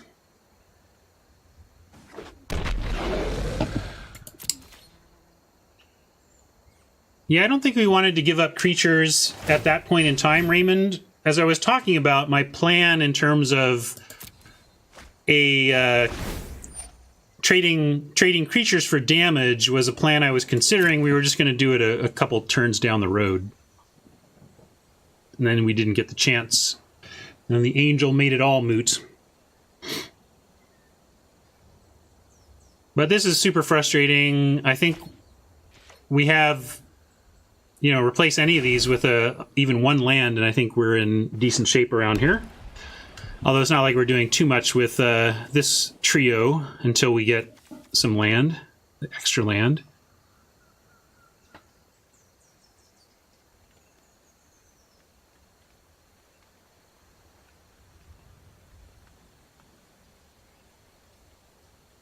Raymond, though, you're thinking of it in a vacuum.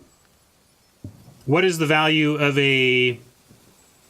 Think of the value of a 3/2 against 2 big blockers when you have 2 other creatures versus, like... Okay. We're not drawing land this turn.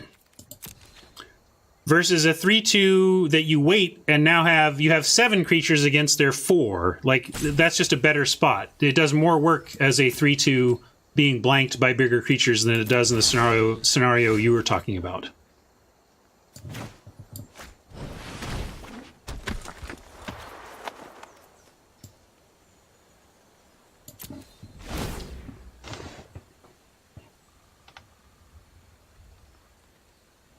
I think there's a lot of danger, Raymond, in taking the current snapshot of the board and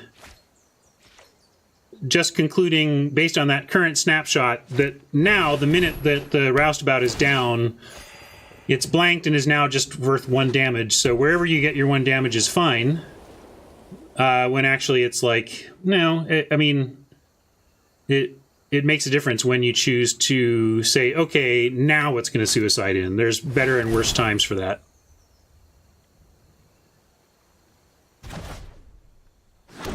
Well, our Dagger Caster is going to do something if we can ever find more mana.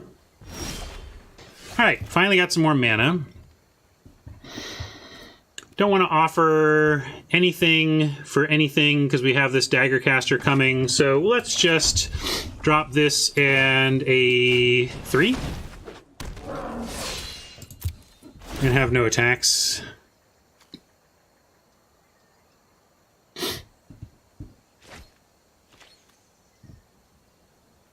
Non-land permanent, so if we play the Inheritance, you know, they could steal it.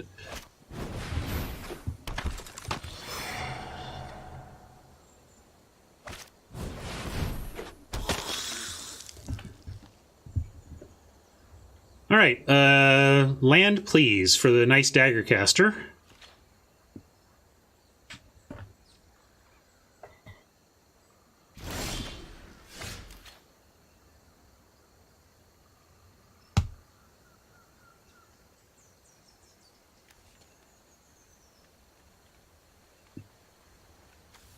I'm just going to Vampire myself here.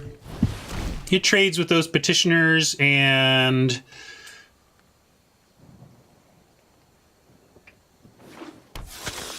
the Dagger Caster will clear the way of the pesky 1 toughness stuff.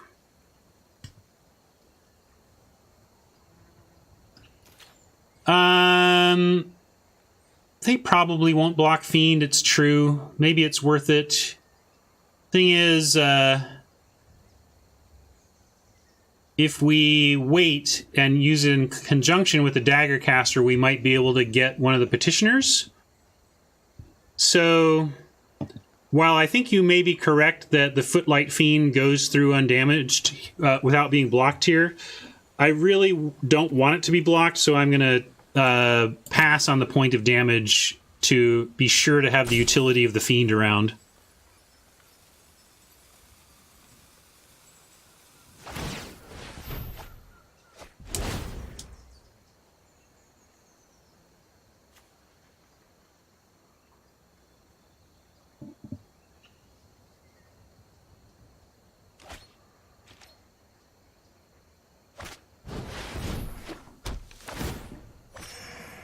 I wasn't that desperate to get the juggler down. I mean, this is annoying, but...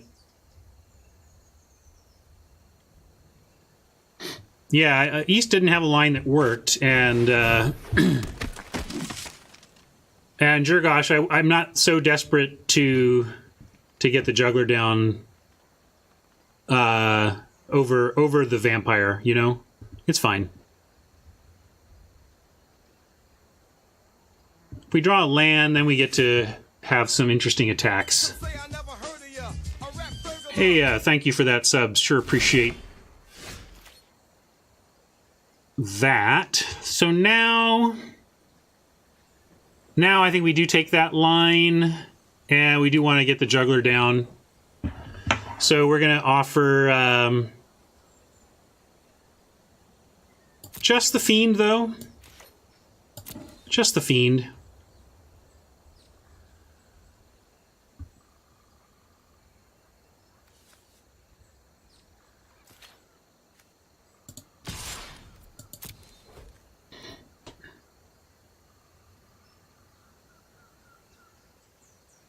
They probably just take the one. I mean, I would. I know you don't, like, you can't stop the spectacle anyway, so may as well just take the one at 24. Boy, we got a long road with the no removal Rakdos deck. Way over 9,000 is my new subscriber. Thank you. Appreciate that a lot. And we're going to find a nice land here to play. Right? Deck? Right? Right? Oppo, what you doing? Trying to decide whether to randomize before or later? Before or after the draw? Huzzah! It's an actual land. Be nice if we can carnage the acuity back. Sometimes you'll see, you know, an Oppo will get to a spot where they need to... they return the acuity but don't have the board situation to recast it that turn. So it'd be really sweet if they kind of dumped their hand in a way that returned the acuity. We can finally start applying some pressure.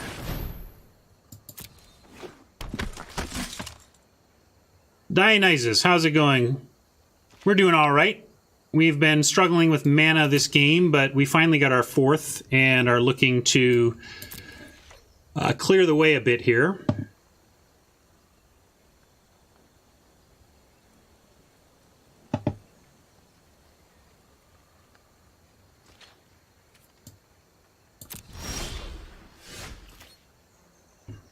So...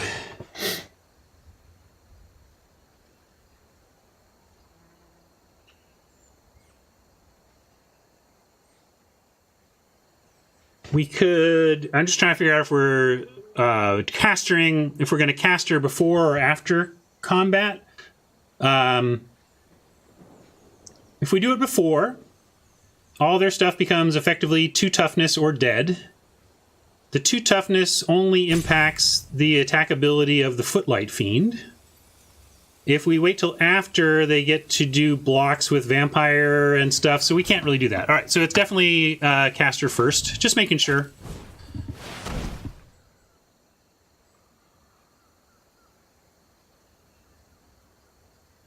Yeah, they're going to try and mill us out pretty hard, so we've got to start making them make choices between keeping their mill strategy pieces around or trading for our stuff. And every single one of these trades, so we're going to attack with everything. What up, Oni?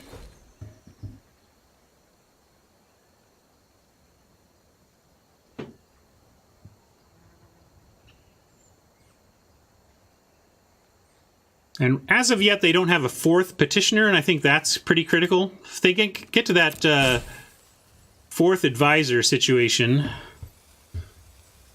then we get milled out pretty quickly.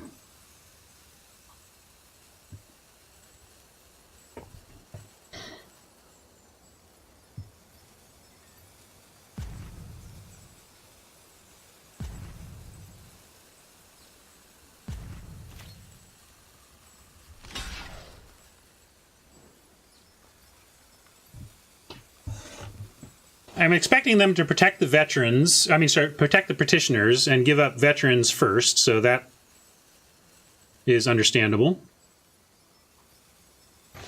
No, the ability is about having specifically 4 advisors, and you have to pay for that at once. You can't activate some other ability, or you can't let the veteran triggered ability resolve in the middle of activating the tap 4 ability.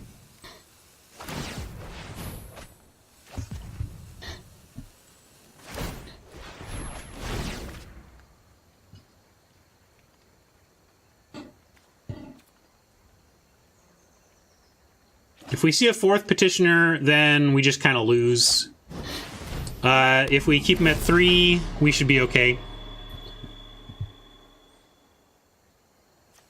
And we have no removal to, like, I guess, again, you know, people are asking, well, doesn't Grudian count as removal? Doesn't such and such count as removal? If you can't reach out and pick it up and put it in the graveyard, it's not really what I'm talking about, because it's that type of removal that allows you to manage all of the strategies like petitioners and whatever. Hey, Rob, welcome.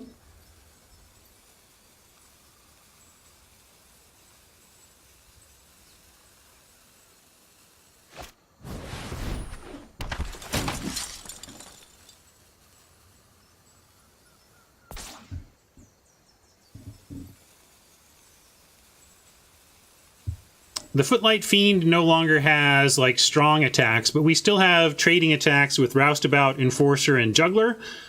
And we have lots of stuff in the board ready to do some more damage.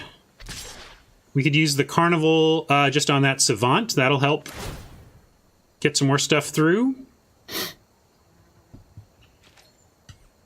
They missed out there.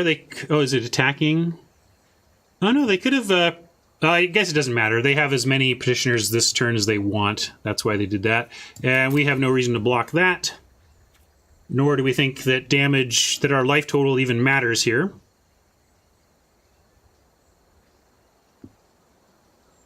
We could also use Carnival.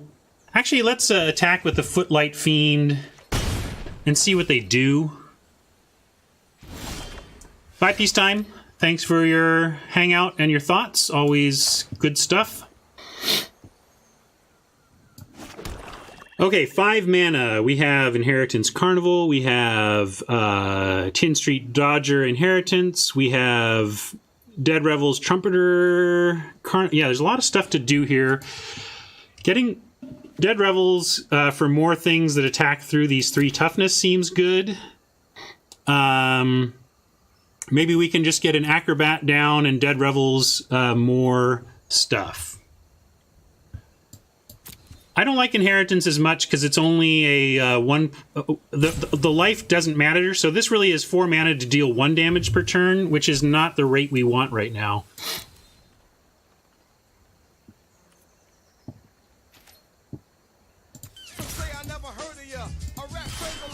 Hey, Rob, thank you for the sub. Appreciate that. 6 subs today. Some subs must be lapsing. Nice. Okay, and there's nothing... Yeah, so this is fine. So we attack like this. Oh, I could have attacked with a Fiend. That was part of the plan, but I'm okay with this as well. No matter what, we trigger we trigger Spectacle here.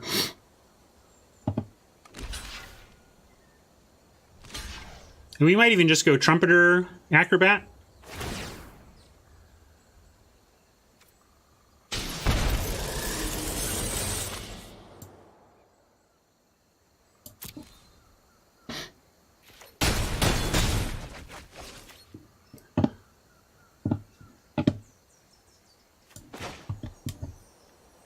Definitely Spike Wheel.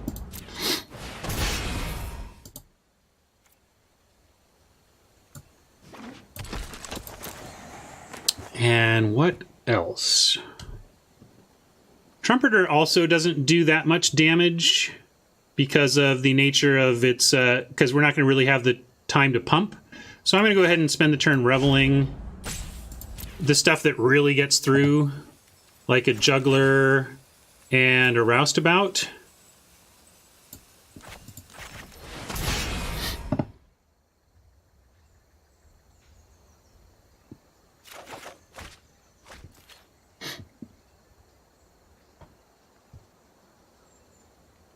And we are just hanging on against additional petitioners. Oppo drops a petitioner, number 4, and it's just straight up over. And note that they are scrying and scrying and scrying, so they scryed it to the top. Maybe it's the game ends right here. No, it's not an advisor, is it? Okay, not an advisor.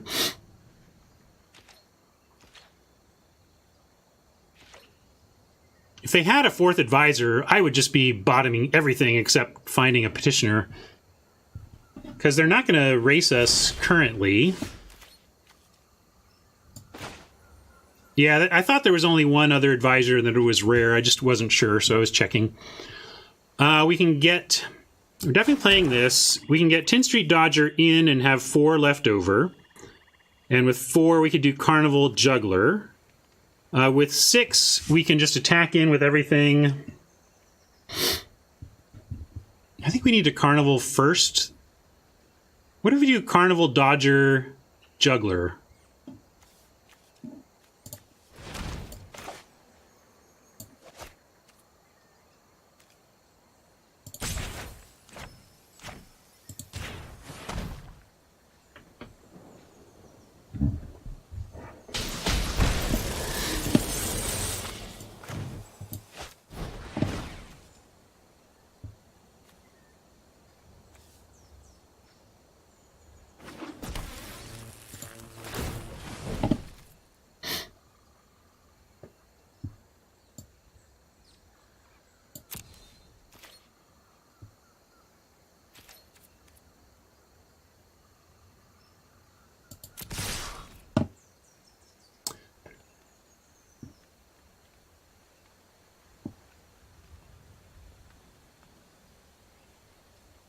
I'm going to go ahead and attack with the Fiend here.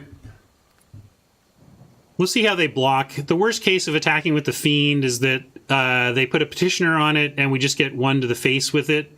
But at this point, that's acceptable, so I'm going to do it. And we're obviously trading off Spike Wheel for probably the Ministrant. But we just need to keep swinging away with everything. Try to get them dead before they can mill us.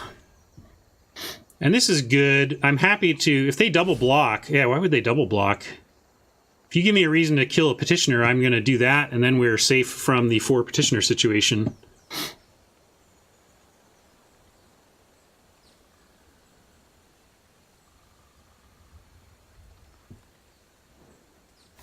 Okay, well, we get a petitioner, so that's cool. Maybe they don't have 4.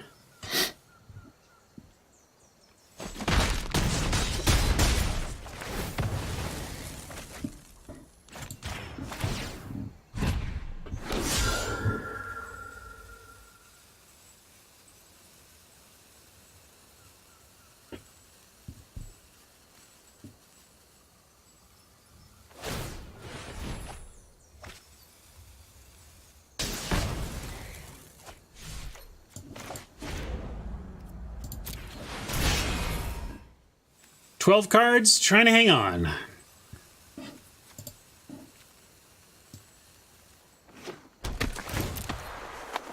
$11 cards, trying to hang on.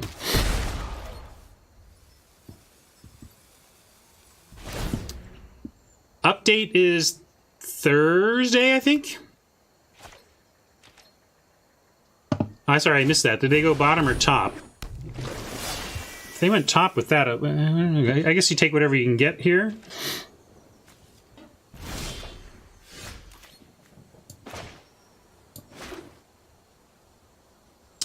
7 total mana. If we activate Dodger, we only have 6, and I would really like to do Inheritance Roustabout this turn, so I'm not even going to attack with the Dodger. I will attack with... If I attack with the Juggler, it's going to trade with the Commando. It's true that IGI can be stolen.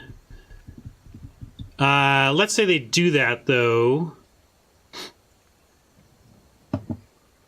Yeah, like, is them stealing IGI a good play? So if we... because we can also do, with our 6, we can just... Or with our 7, we can cast this and this. Which maybe we want to do anyway. And we still... Okay, so I'm going to do that. Let's do that.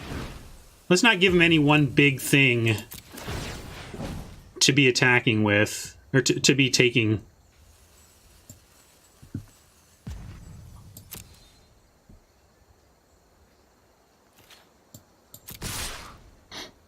I still like dumping our board for creature presence here.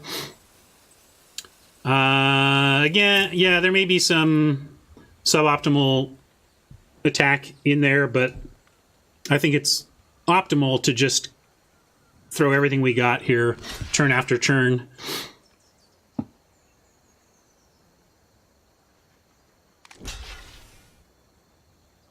Yeah, it may not be a great play for them to steal the inheritance anyway, but I'm liking the plan of Roustabout Trumpeter, because then next turn we have 8, and we can activate Trumpeter and play the inheritance. So it means we can't activate the Dodger, but I don't think... We probably won't have to. We'll see.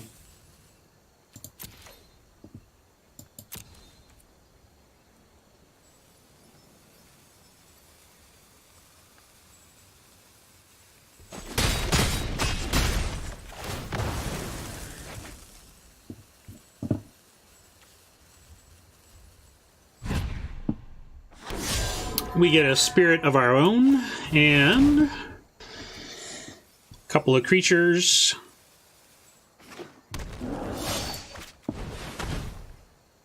Yeah, I guess the main thing with the IGI is that they can't really, they can't sack it, at least not with their current mana. 9 cards.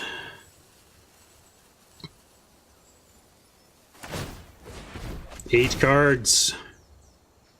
We've got left in the deck, Plague White, Cult Guildmage, IGI, and Noxious Grudian, along with 3 lands. That's 2 Plague Whites.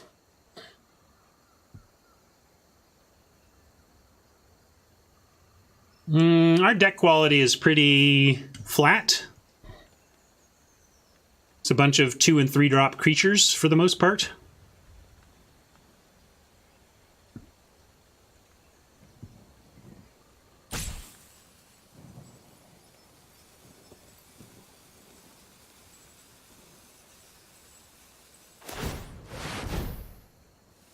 Cool. That's a good sign that they're in that mode.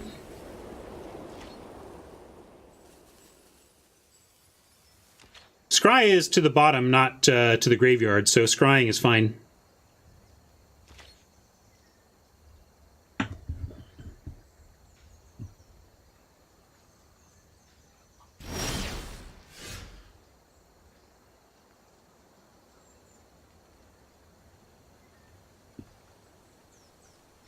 And we'll keep that. It does stuff.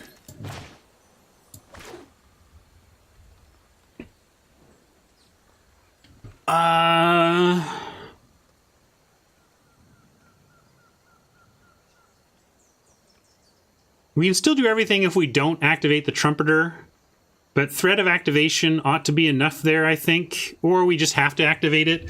So I'm going to go with Dodger.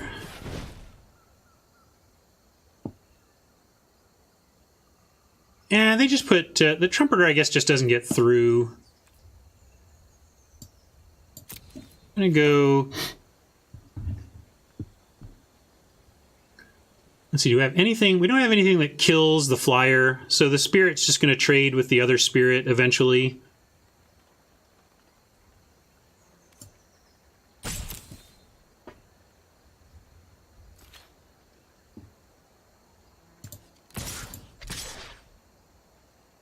if we, let's see, let me think this through clearly. If we attack with both of these, we do threaten to activate and kill one of them.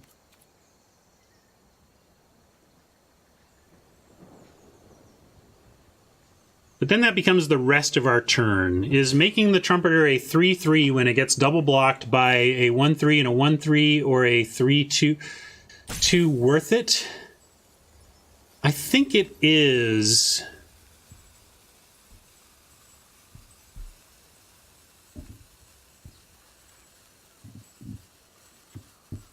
Yeah, I don't know. Colton IGI seems really good. I don't want to risk the Trumpeter. I take it back. I really don't want to have to activate the Trumpeter here. I really want to do Colt and IGI. And I think that gets us there unless they really go off with Acuity with their next handful of cards.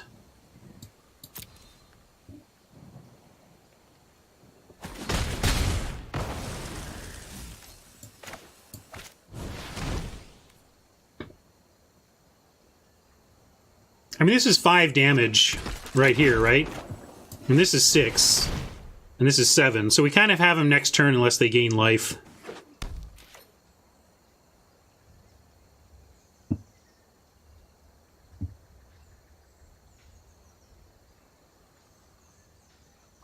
Five, 6, 7, 8. Yeah, we even have activate, activate, and activate.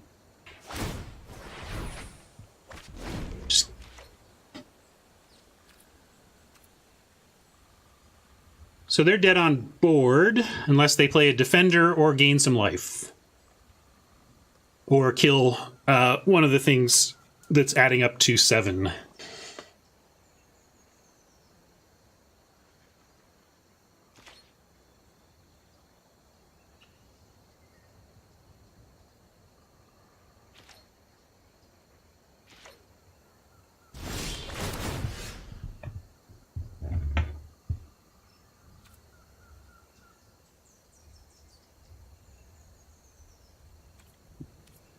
Yeah, that's fine. Although we should just win without it.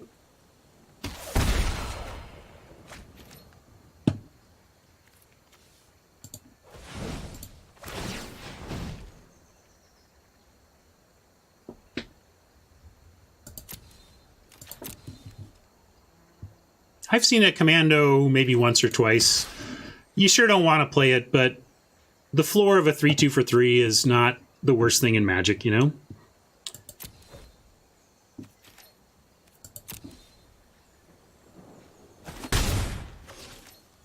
I mean, if they have Arrester's Admonition, they drew it off the top, and I salute them.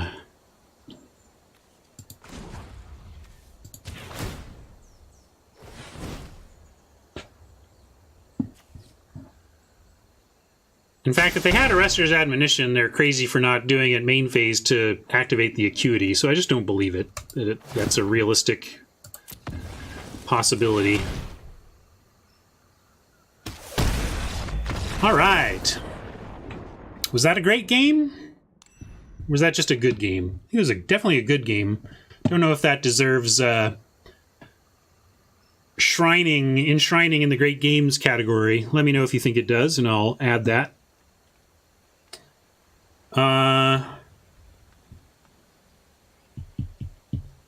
So a mill deck. We can legit just add stuff. I mean, they got defenders, right? And this was useful. Can splash Domri. I don't know if I should. We'd make our deck a little bit bigger, is what I'm saying. Even, yeah, we could add the Domri, the Gruul Gates.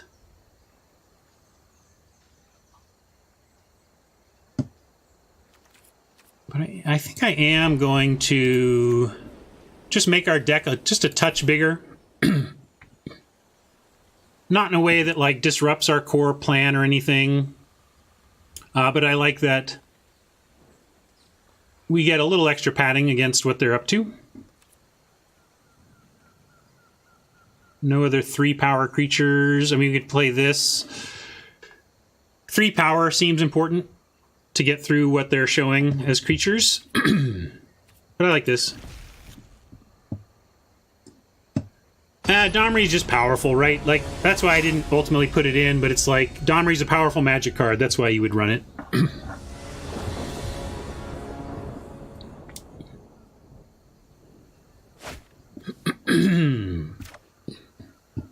Keepable.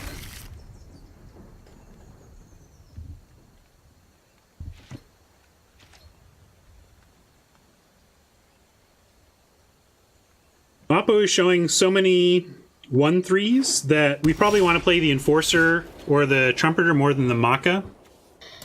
Although I think they'll answer it for us right here with an Island and a Petitioner. That's the most likely turn 2 play we can expect to see from Oppo here. That's great, seeing nothing. Although we need some land here. Although, yeah, given what seems to be a clear shortness of blue, I will go ahead and play the Maka.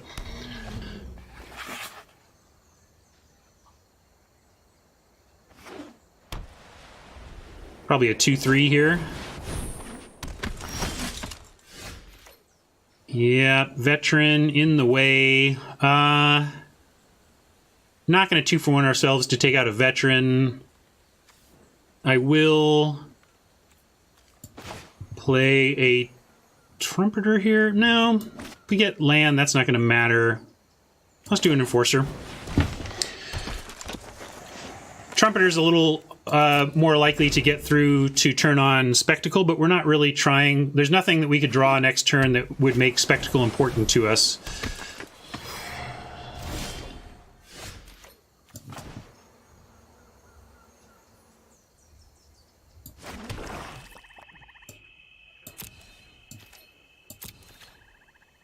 Definitely attacking here. Maybe we should be attacking. Now we actually have the, like, maybe I do want to 2-for-1 ourselves, because we can, if we get land, we're like going to get them for their last 2 cards with the other Carnival. So maybe I should use this Carnival while I can right now for some value of some kind, and then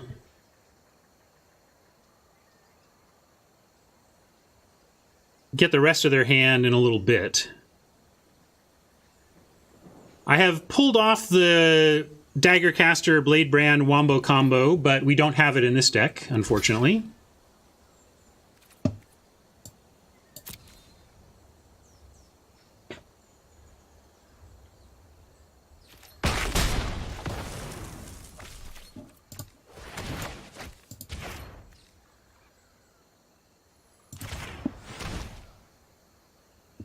Oh, they have Pump or something?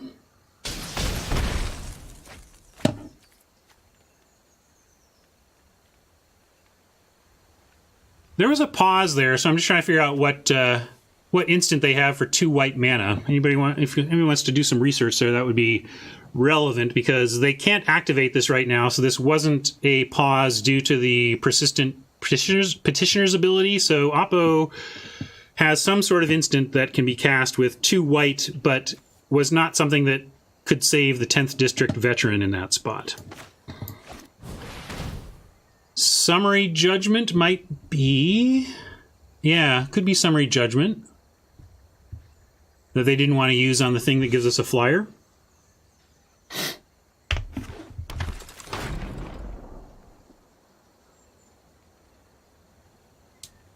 That makes some sense. Now, again, it feels like if it was Portal, they would have saved their petitioners, right? Like, it has to be something they would not have used in response to our Carnival. And Pump spells and Blink spells would have been used to save it.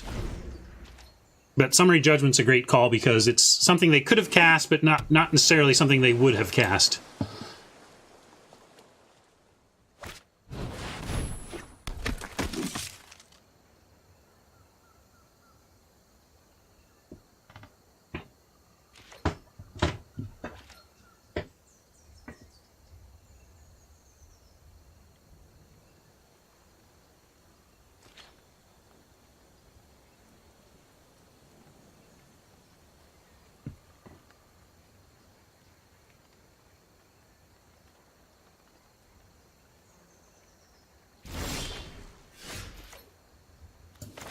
All right, we needed that land, and we probably just take the Carnage opportunity here.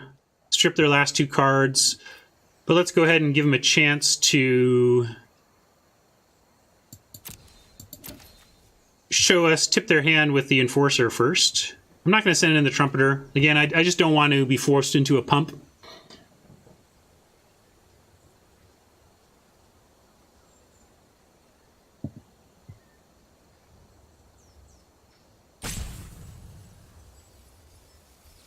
Would saving the 2/3 even be worth it if they had a pump spell?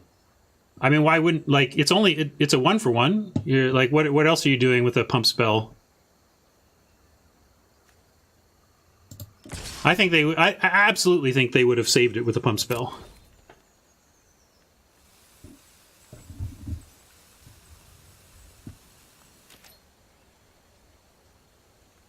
True, East. If I had done it before I tapped anything, then I would not get... We were expecting Judgment, and I have given them at least something useful to do with it now. So if our read was correct, and they have Judgment, we're going to have the suboptimal result of this Enforcer turning into a flyer. But that's not actually the worst either. It's just suboptimal. But we definitely, given our read of Judgment, we definitely should have Carnaged before attacking.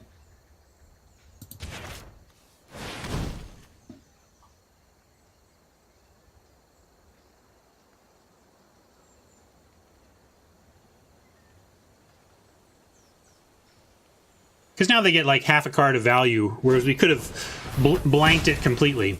So we great job on the read, and then poor job on my part to use the information from that read to maximize our outcome.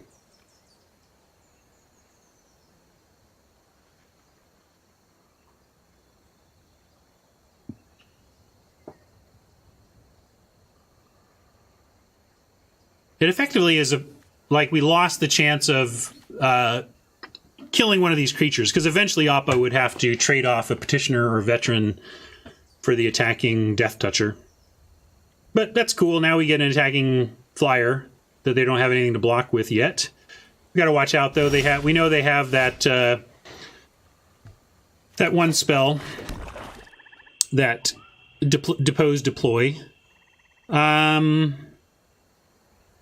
If we dodge an attack, we can't Ill-Gotten, and we want to Ill-Gotten here, so I'm not even going to bother with the Dodger now.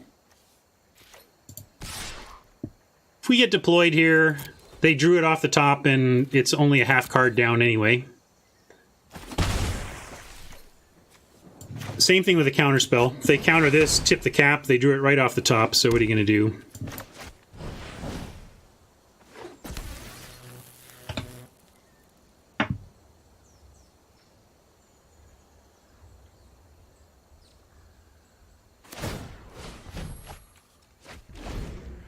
Roustabout to the yard. Wall of Lost Thoughts, you do not scare me. Oh, with all my Dead Revels in the yard, maybe I'm a little scared. No, I have one more Dead Revels to get.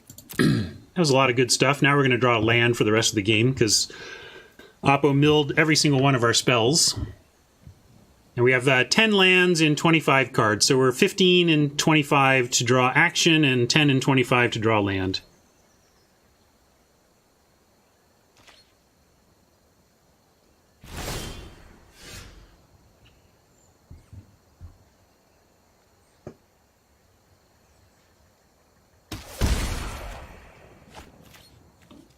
The 10-shot came through. We will do this. Now we're threatening a 3/3, and if they block, I would go ahead. I'd take a turn off of Grudian to Trumpet. So let's go ahead and send in the Trumpeter here.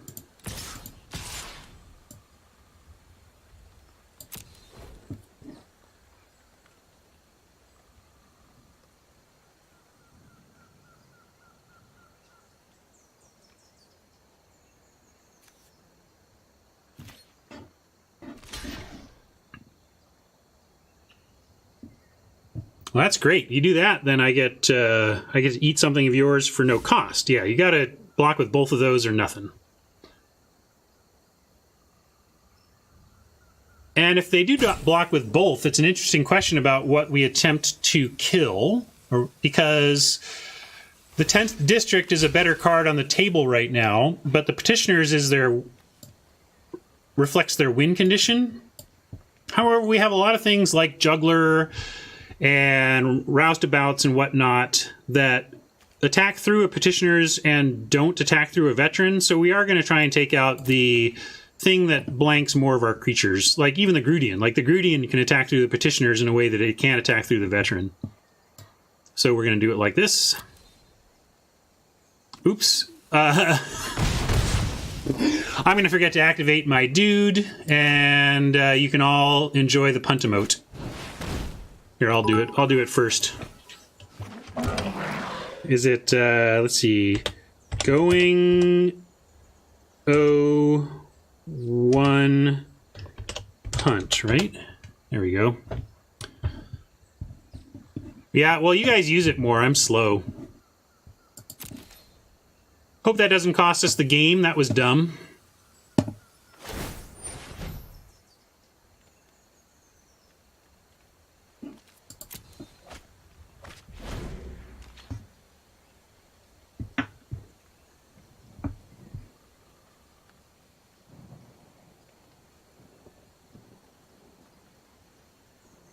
I guess we must have lost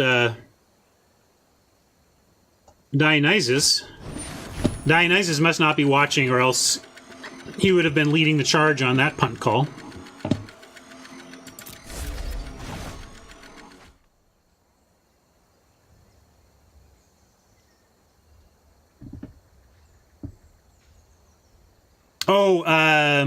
We carefully planned out our whole turn around trading Rakdos Trumpeter for the district veteran.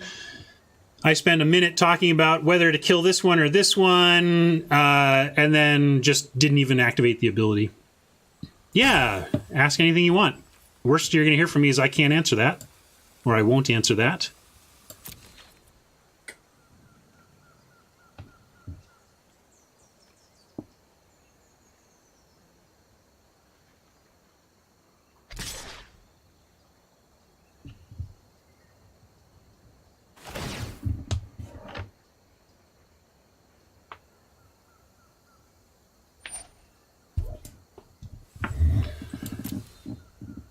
And that time, I think they wasted a chance to get a free mill off of us. Unless they have a 1-mana spell they intend to play.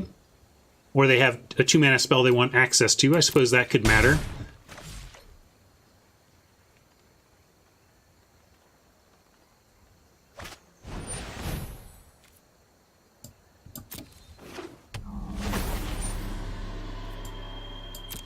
There's been a surprising amount of fallout, actually, from the suboptimal play of failing to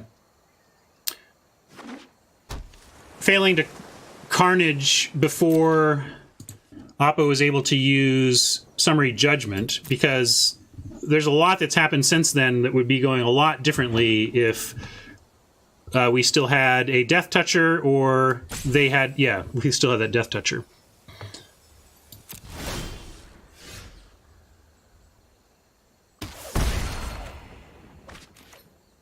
Well, that's obviously not the draw we want, but we're still winning this race to getting them dead, so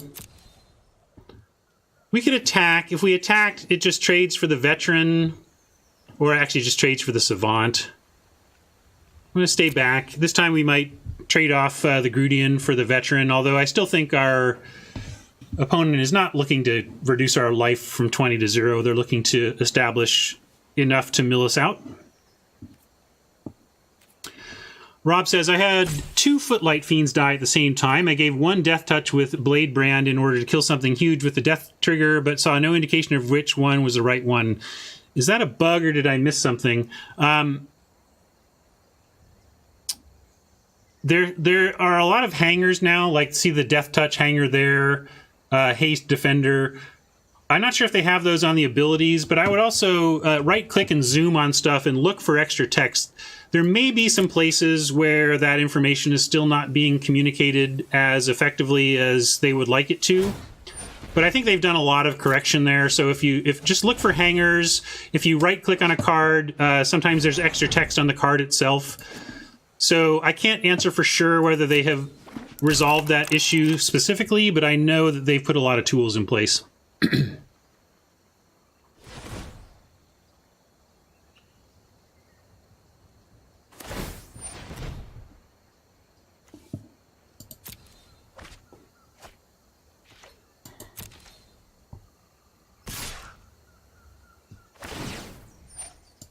Now they're doing it.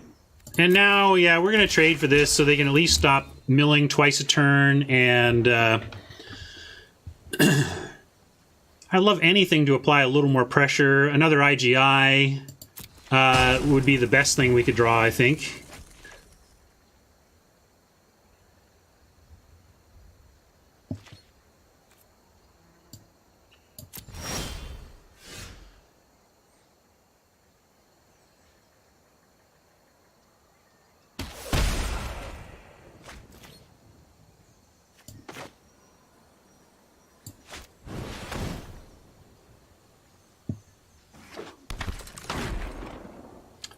That's pretty good. That helps to add pressure. If they crack the locket and can't use it all, we get to even pick off their hand if we want. But this is just getting us closer to what we need. Now we're 2 damage a turn, so they go to 7 next turn and 5 after that, and then are dead.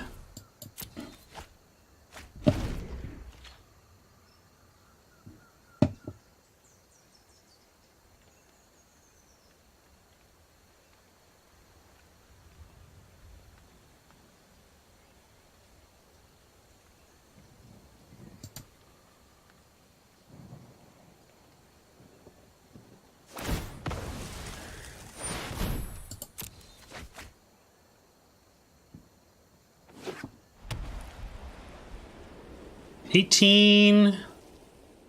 They need to get rid of the inheritance specifically, I think, or we should get there.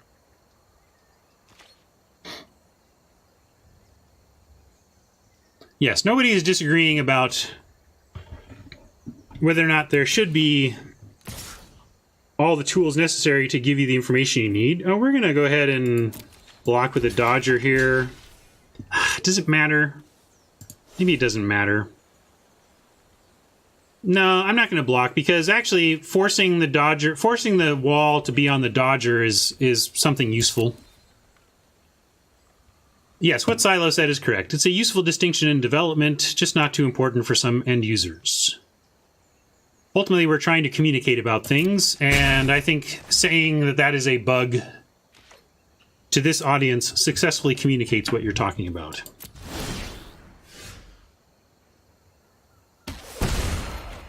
Oh, yes, there's a difference, but the difference is not one that matters to the effective communication in this context, is what we're saying.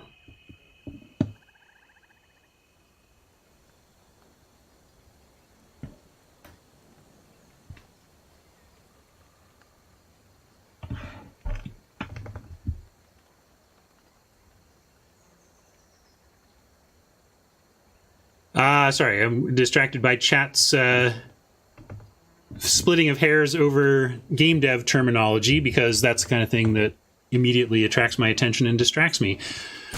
We can sorcery away one of their cards, but we'll just stay back and focus on the damage. They have 2 cards. It's not like sorcering away a card is going to get their good one anyway. We're just going to burn. We just want them dead.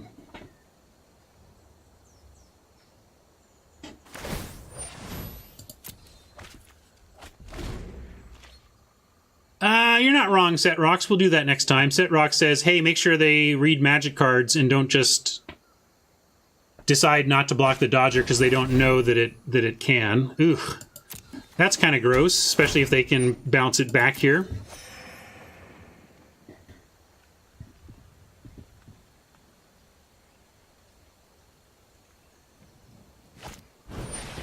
So we've made this game harder than it should have. I think we had 2 punts, and if we had tightened up, we had a suboptimal play and a punt, and if we had tightened those 2 plays up, I think this game's already over. So that's frustrating, but I still think we're also racing 2 petitioners unless they come up with some things to put the acuity back in hand. And now with double petitioners, the whole dodger distracting the wall thing isn't as important, although maybe we're just not a life total race here, so I don't care.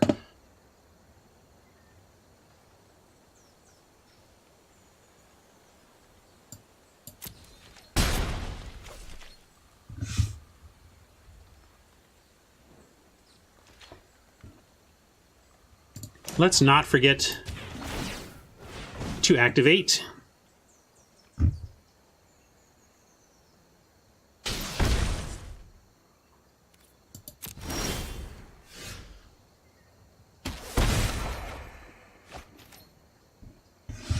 I like putting them to the test on Dodger.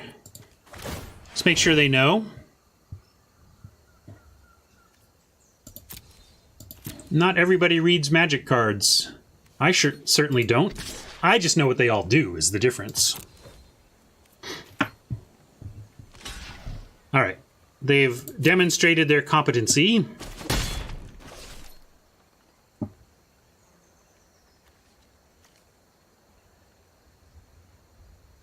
Yes.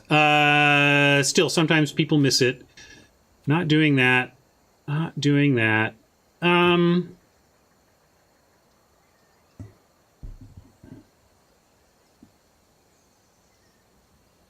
Maybe a little greedy here and go for their card this turn. I don't know what it is. It might just be a land that they're sandbagging, but if it's an expensive spell, it could be a good one to get here. Yeah, it could be relevant. And actually, I don't need to full control because we have Dodger activation.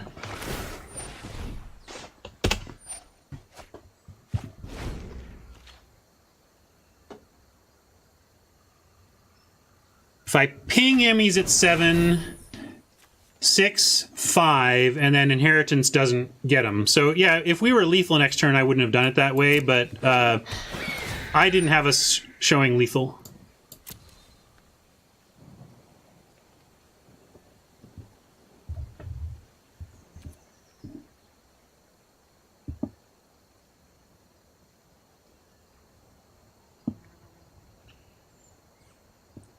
We're on track to bring him to 6 on the next turn and 4 the turn after and then 0. So they need an instant off the top that they can play in their main phase with Dovin, or I think we get this.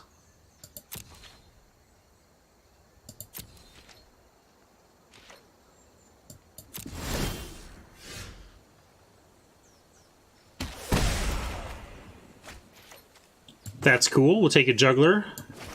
Certainly doesn't hurt.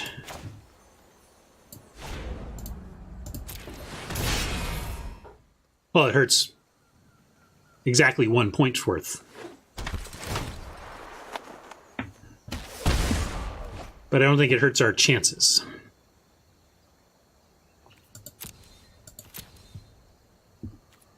You know, I'm not even going to be... Oops, wait.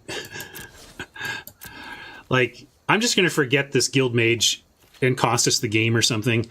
But I should wait anyway, because if they do find an instant and send Acuity back... No, I guess we're going to do... The only thing we're going to do with this is activate it for damage, but let's try and be professional Magic players here. And just remember our abilities. Not that I am one, but we're going to try and be one. We're going to try and act like one.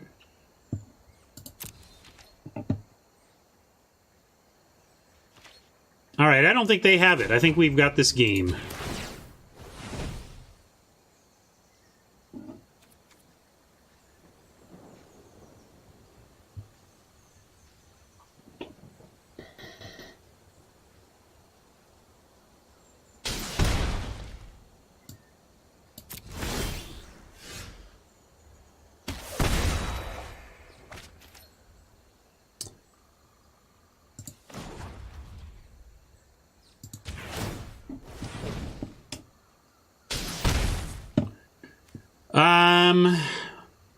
There's that rare that stops this from happening. I don't know if there's instant speed life gain in white. I don't think so. We're gonna go for it.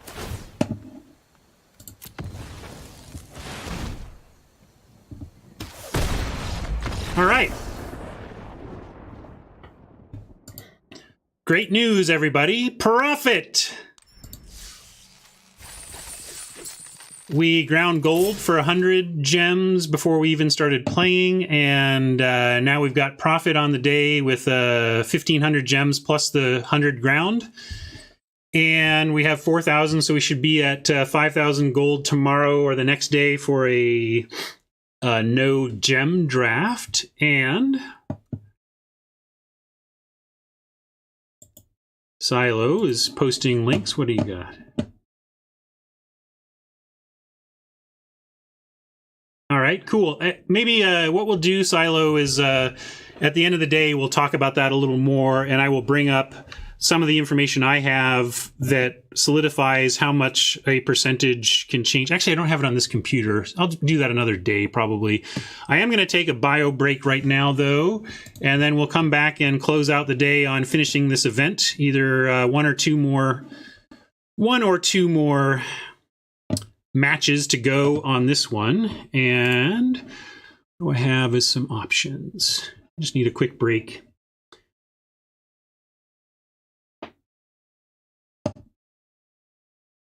I already did that one. We're back.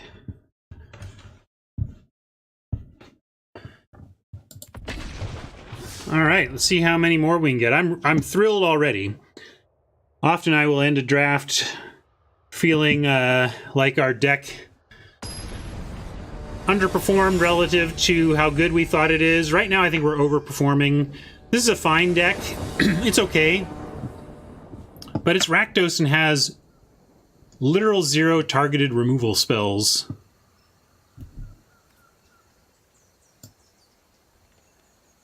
Right on, Banana.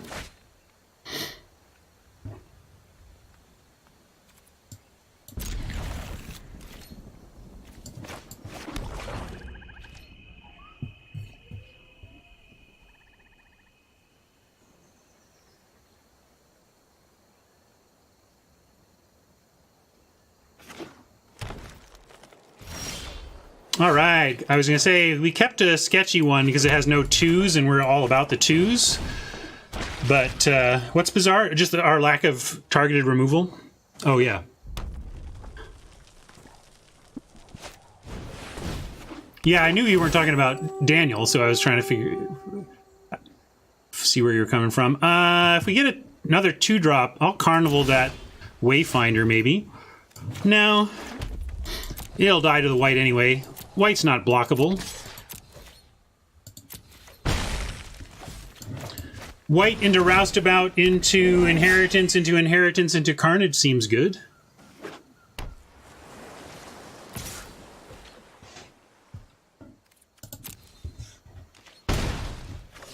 Teamertron from Oppo.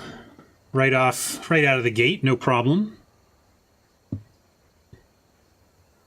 I haven't seen that documentary. I'll have to watch it myself there, Oni. I love Daniel Johnston, but I haven't watched the documentary.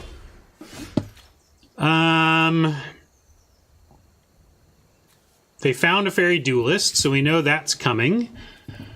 But it can't kill either of these two things. It can only...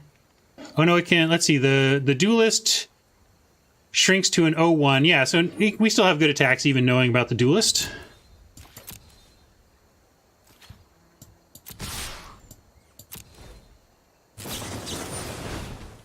So they get to save some damage, but we don't lose a creature.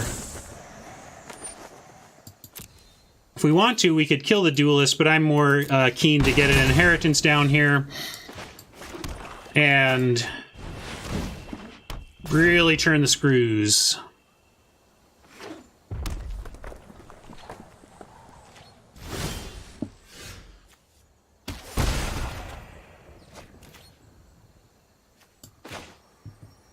Not drawing anything here, so we can just play the gate. And The white still can attack in. The roustabout would now trade with the Wayfinder, but that's okay. I'm okay with that. We can make that trade. Another duelist, you say? Well, now we may see an attempt to eat the white. No, they're just going to do that. If you're just going to do that, because we could save the roustabout here, play the enforcer, or we just carnage. But I bet Oppo goes... I bet Oppo ends next turn with 2 cards in hand. I'm going to go ahead and let that trade happen. We'll drop another IGI, and that's just... This is such an oppressive pair for an Oppo at 13 to manage. It looks like they may get a 3rd spell. No, they didn't. So we even get our Carnage for the rest of their hand. This is over. Unless they have an instant that they're going to respond to this with, I think this just ends this game.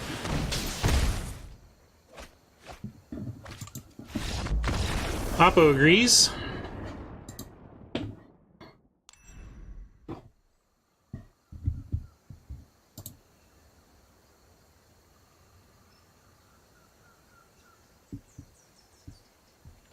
Kind of a Simicky, was that gatey?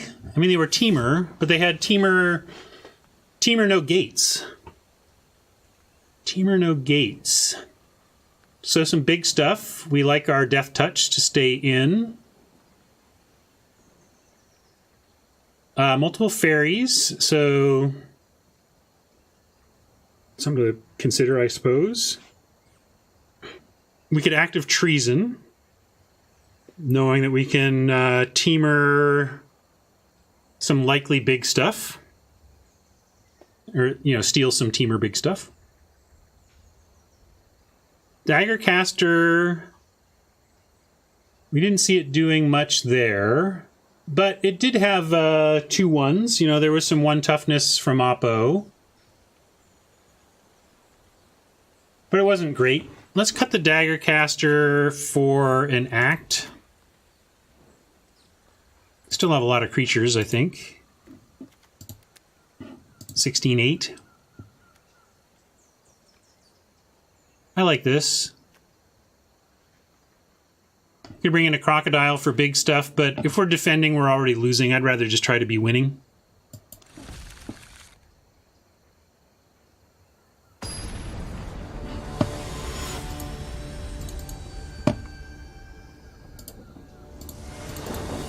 Let's get our record correct.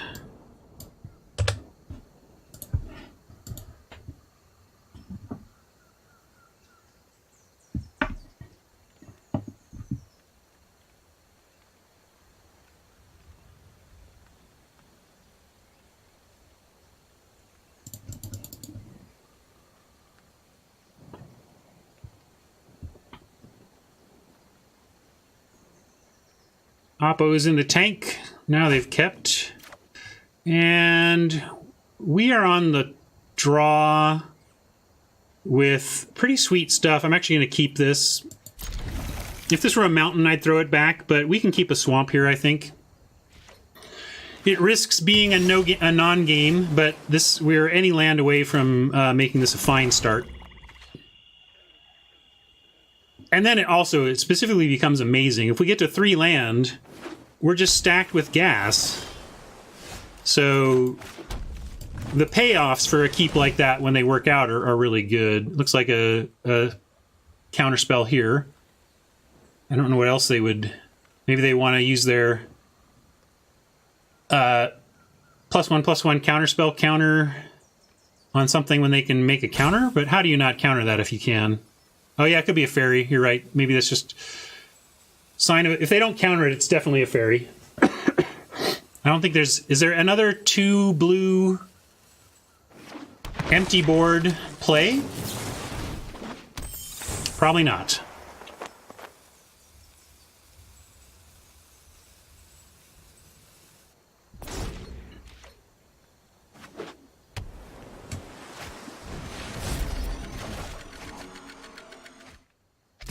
Fair enough. We'll upgrade to the roustabout here on this turn. We might just do double white next turn and juggle later.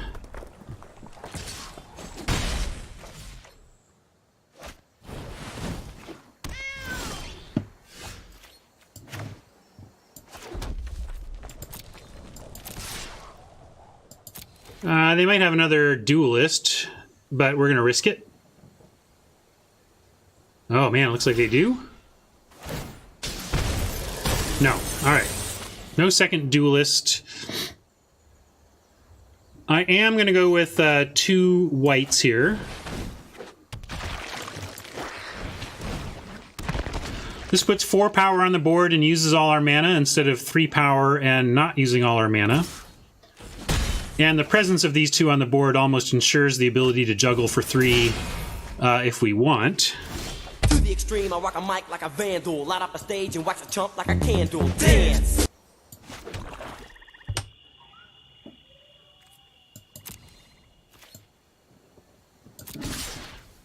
They'll get a runner, but unless they find green... Oh, they won't. Right now, they don't get either of these, so that's sweet.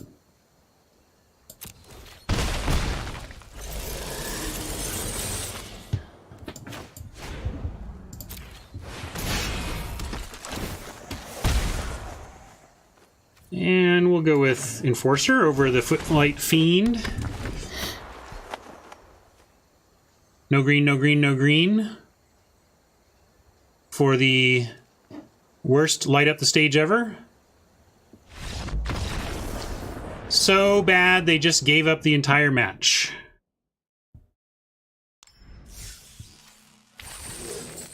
Magic is easy sometimes, apparently.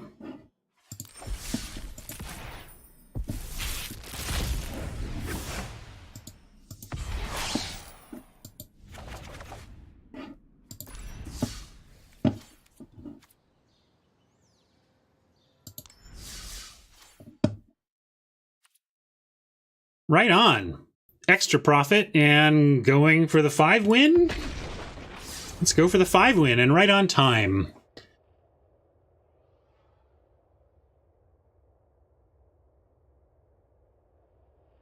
I'm so happy with this result. It'll be awfully hard for anything that happens here to tilt me. Like, I mean, I got my opponent muted and I got 4 wins, so I don't think you can tilt me.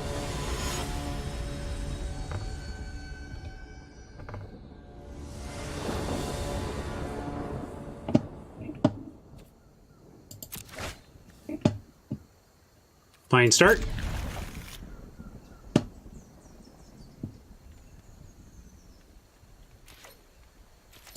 That's what I mean. Yes, I suppose that's how you've probably hit on it, Silo, or Sheesh. The way I could tilt here is if I shoot myself in the foot so much that I get mad about it. But I don't think there's any natural game result or that could sour my mood on the way this one has gone.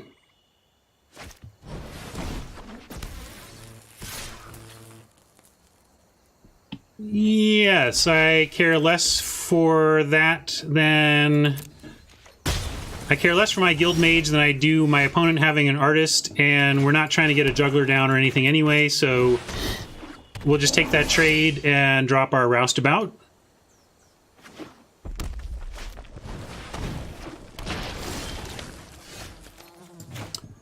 Well, if you can't block him,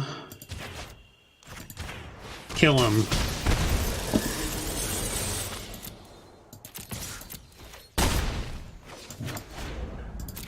I liked using our Carnival for damage there to clear the path for extra and to set up our beats. We've got Inheritance to follow. If they don't have...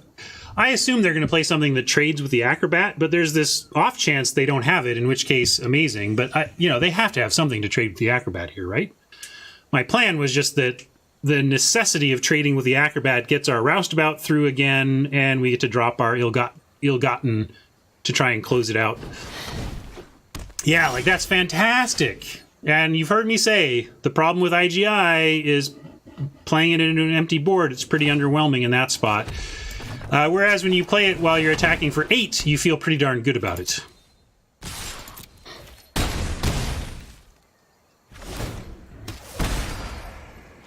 Also, we're a land away from being able to activate ours, and they're 2 from being able to activate theirs.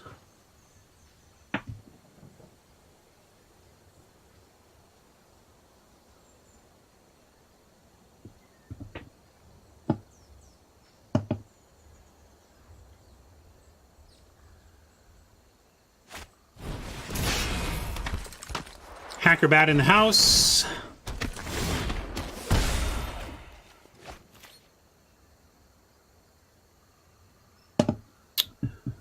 And we have our juggler. We can play that before we even attack if we want here. They're going to block and trade with both of these. That doesn't change with the juggler, so I'm going to show it to them in case there's something here that changes how we attack. Nope.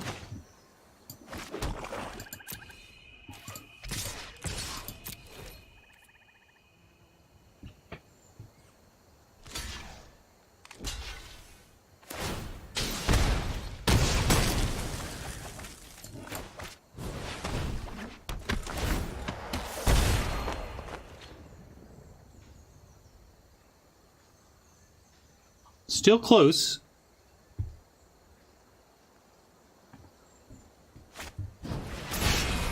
Oh, that made it tougher, for sure.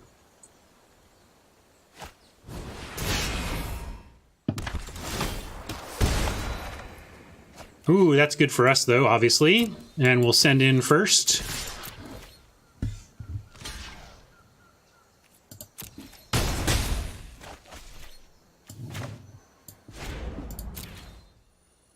And what gets us the win fastest? We're going to have 4 mana left. We could get Guild Mage and Juggler, probably the best 2 here.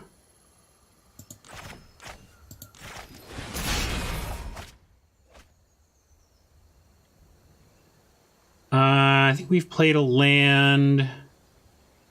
Let's juggle. Let's juggle. Let's put more pressure on. I think that actually gives us the best chance of winning next turn. Oh, we get both. How about that? That works too.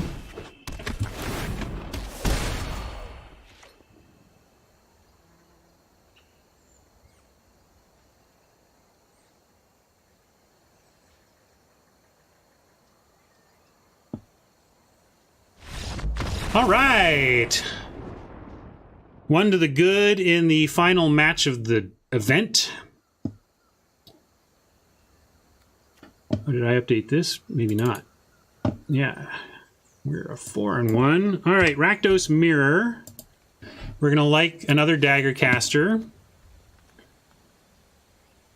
Wish there was something to chew up graveyards or something. And Vampire is probably good because we're in a race. Not going to have any of that. Grudians are less impressive.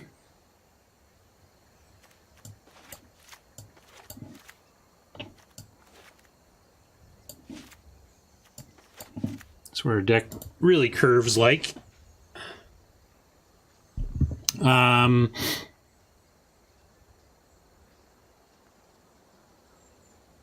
Rakdos on the draw. Actually going to cut a Carnival.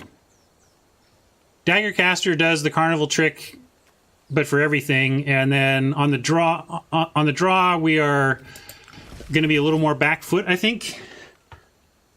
I don't know about that cut. Maybe you should just never cut Carnival.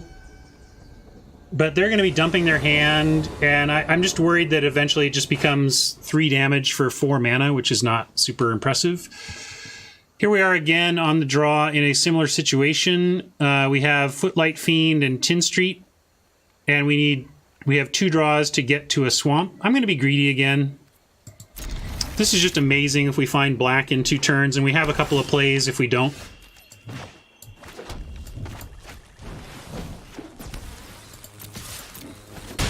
We really want to see a swamp on top, but we can even manage one more turn without a land even. You know, if we... okay, we got lucky and got exactly what we wanted.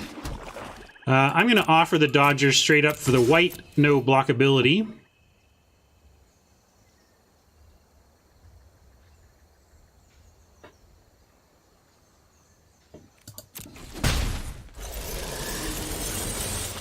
Do a white of our own. It's the most likely thing to be able to attack through for damage without spending mana if we land ourselves to a juggler. Yeah, I can't block because we just lose our white. I was thinking for a second about trading, but there is no trade there because the white is not blockable.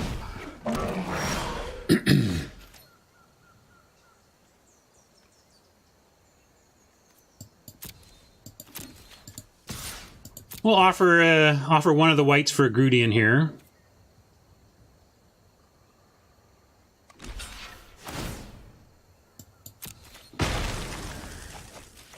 And I'll put a Cult Mage down to so that we can actually consider trading for the white. Which I think I want to do, unless they kill it.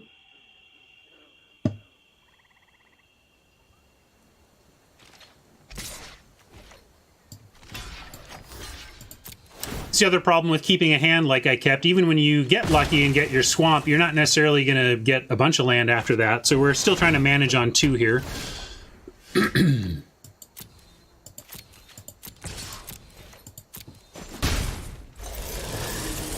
That's annoying, but if we can hit some land from here, not the worst. Once we get to our inheritance, then they just, you know, then they neutralize each other.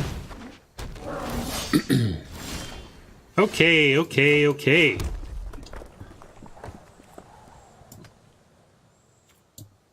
I really want the juggler, although we have the Grudian. So we have a backup plan, so I'm going to only attack with the white.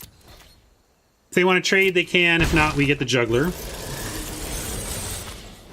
Still looking for some more land.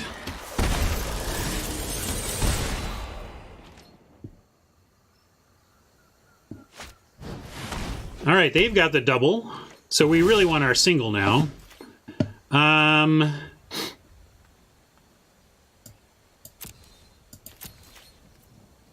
And now we can't cast the inheritance, and we can cast a Grudian, but that isn't even any more. Hold on, that's not even any extra damage. So I'm going to go all attack, make it unblockable. Then we can go back to full control off.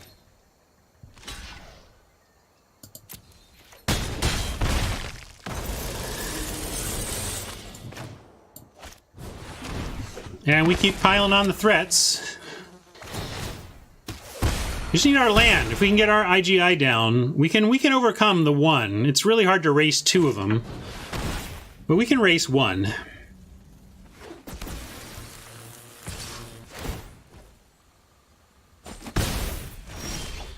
Oh, come on. Help us out a little bit, deck. A little bit.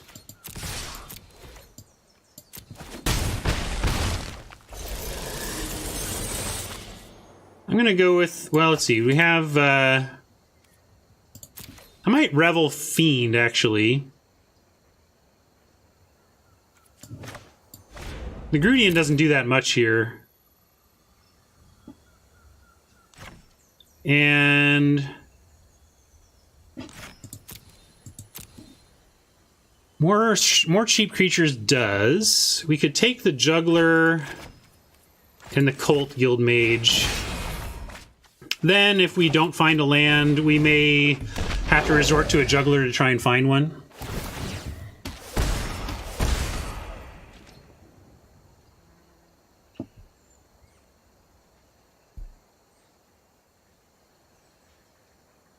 I'd like to see not haste from them. Blade Brand is about as best we could hope for, just cycling cards here.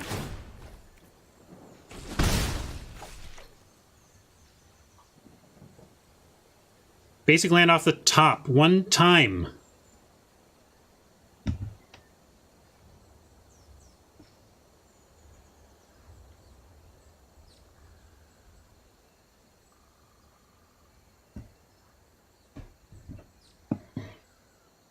Well, it's not just auto-passing him through to my turn. What are they considering here?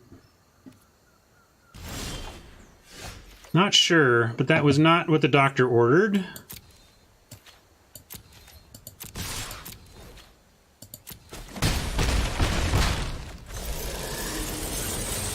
If we play this and go to 8, 7, 6, but then they're still 2 land away from getting us to 0, so we are going to juggle and look for some land here. Okay. An actual blessed land.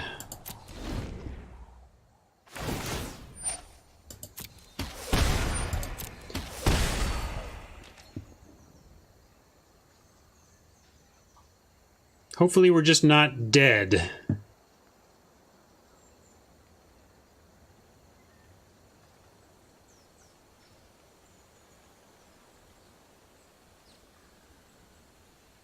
Eight, 7, 6, 5, 4, 3, 2, 1, 0. So they can't just leave themselves unguarded. I don't know what they were threatening to play at the end of their turn that they didn't, or the end of our turn that they didn't. But this is ending up super close. As long as they stay under 6 lands, I think we should be able to get there, because we can drop our own Ill-Gotten and neutralize one of theirs.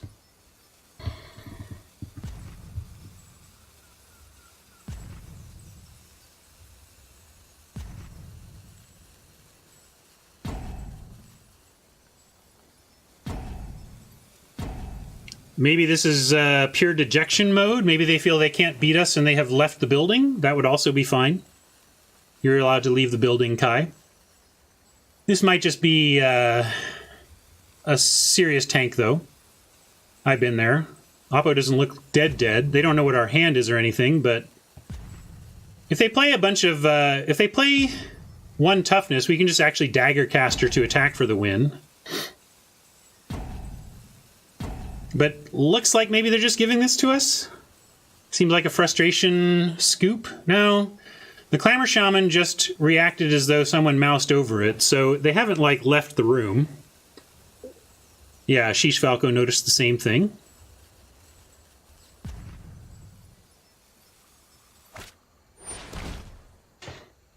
Seems like a fine place to start.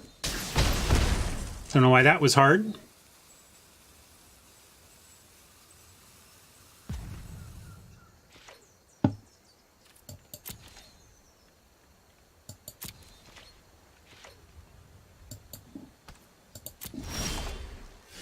Okay, more land. What does that change? We can do a 2 and a 3, which would give us, like, Dead Revels. Yeah, it doesn't really matter. Dead Revels and something. What I'm trying to decide here, if we're dagger castering. Yeah, they might have been considering Carnage, I suppose, whether that could get them to 0 in time. Let's attack...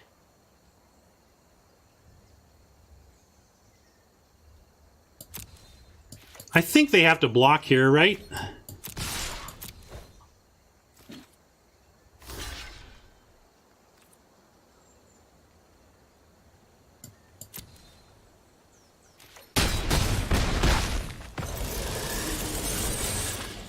And now we could do Cult, Guildmage, and Revels. No, we're going to do the Inheritance. We just want to nullify one of their Inheritances and hope that they can't kill us here. We might just be dead. It's possible we're dead on board to a hasty threat or something.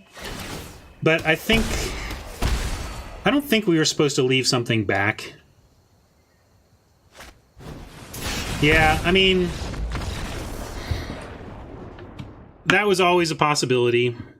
That was frustrating just because we were waiting on land number 4 forever. If we'd come up with land number 4 even just the slightest bit earlier, that would have gone fine for us, I think. We can consider bringing back this now. I think the whites are enough that we should just be running these even as 1 damage. So if this goes here, this is like here. No, this is here. This is here. Maybe we go back down on dagger casters. No. I'm going to cut a vampire. Yeah, we're racing, but I think they have a lot of tools for 1 toughness, and the whites are good enough to risk that, but maybe not the vampire. I'm going to try that. Could also consider, like, treason. I think we're just going to have a good draw this time and get there. Again, though, not going to tilt. We've had great success with a deck that would have not have surprised me if it had not picked up any additional gems, so I'm just going to be happy and go for it here. We're not going to keep this, though. We've kept some 1-landers. The trouble is we only have Footlight Fiend and Dodger, and it's not like we have, you know, exciting 2s. I'm going to mulligan this one. That looks better. And that looks good, too.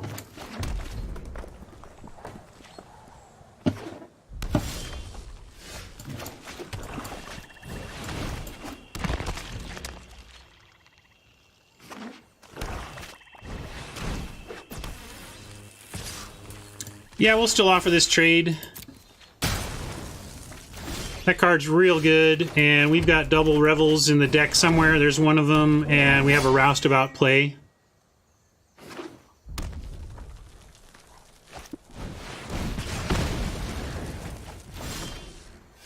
Skewered Roustabout is annoying, but we'll just play the Acrobat here.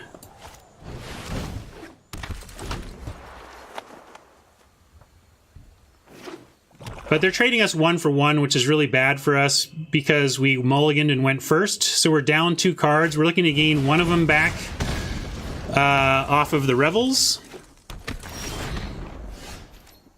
And still stuck on black here, so we only get 1 of our spells, which is a super bummer.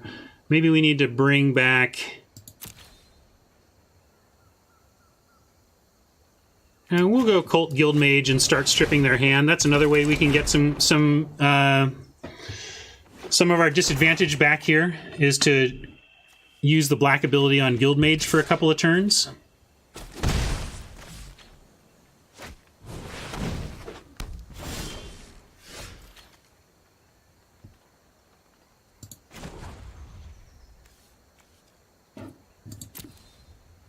Yeah, I think that's worth it.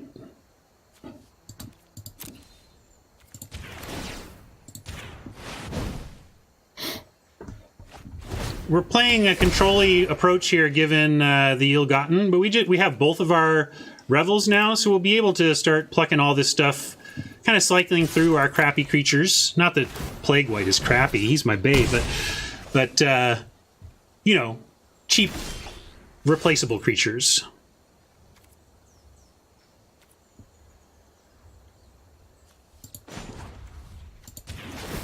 I'm going to keep doing it.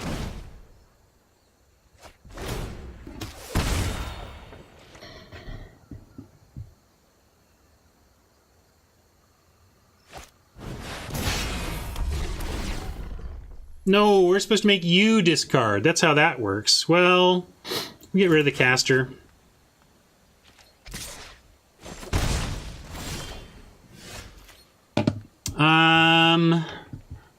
Let's go ahead and play our own IGI and then actually be willing to trade off the Cult Guildmage for the Demon. We have the double Revels to get anything we want back. And now we're at least stable against IGI, and we just need to deal with this Trumpeter that's dealing some serious damage.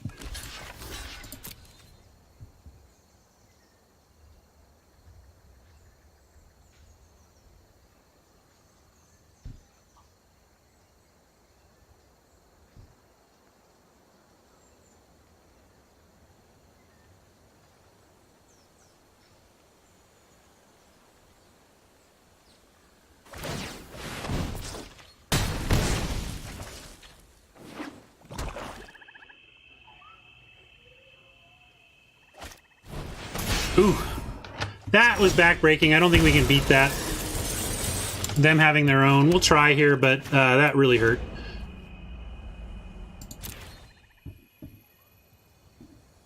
What would do it the most successfully? We've got a bunch of 2 toughness. Really, we need this. Let's see. We can go...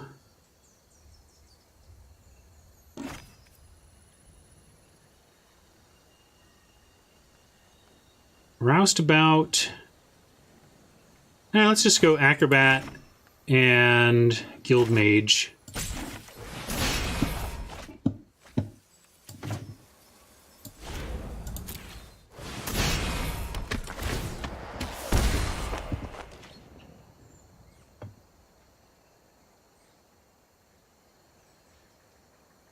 I don't think we can win this one from here. The Dead Revels ended it.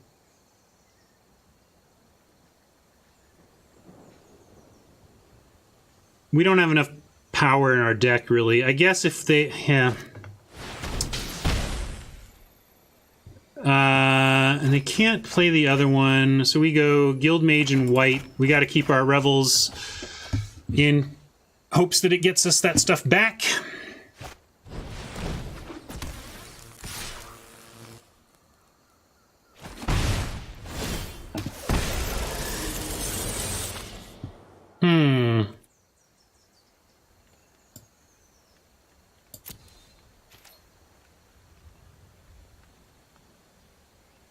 No attacks.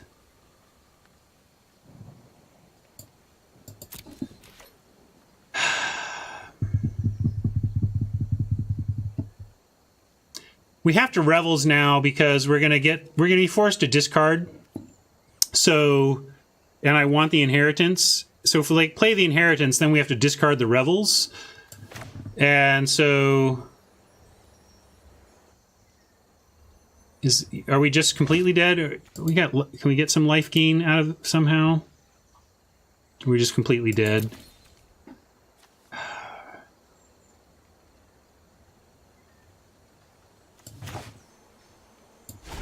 Let's do this. I think we're dead, but we'll make him have something. Make him do it.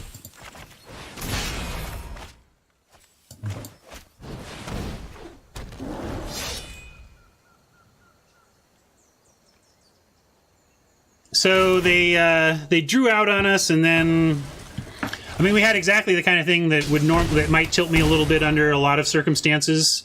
Like if we had some amazing deck, it would be a bummer to bust out early here. But to me, we had a great run with just an okay deck. So it kind of makes up for our last match of our last event on Friday, in which seriously we had the stupidest Gruul deck we'd ever drafted, and went 0-3 with it. So I want to do, so we're not going to draft anymore, but I'm going to talk a little bit now. First, let's enjoy our finish here. Didn't we already have that? We must already have that. Just did vault progress, I think. And then we get to claim this pretty sweet prize. Not bad. The 1800 is great, and the 5 packs are great. We got to be awfully close to our playset. And I'm going to go left monitor here in a minute, and we will do some talking before I sign off.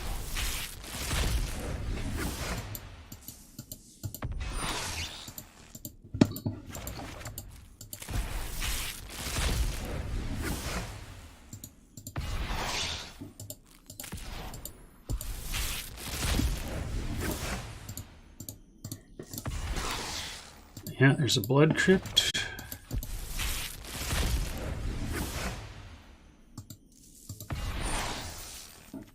And a Font of the Agonies, and we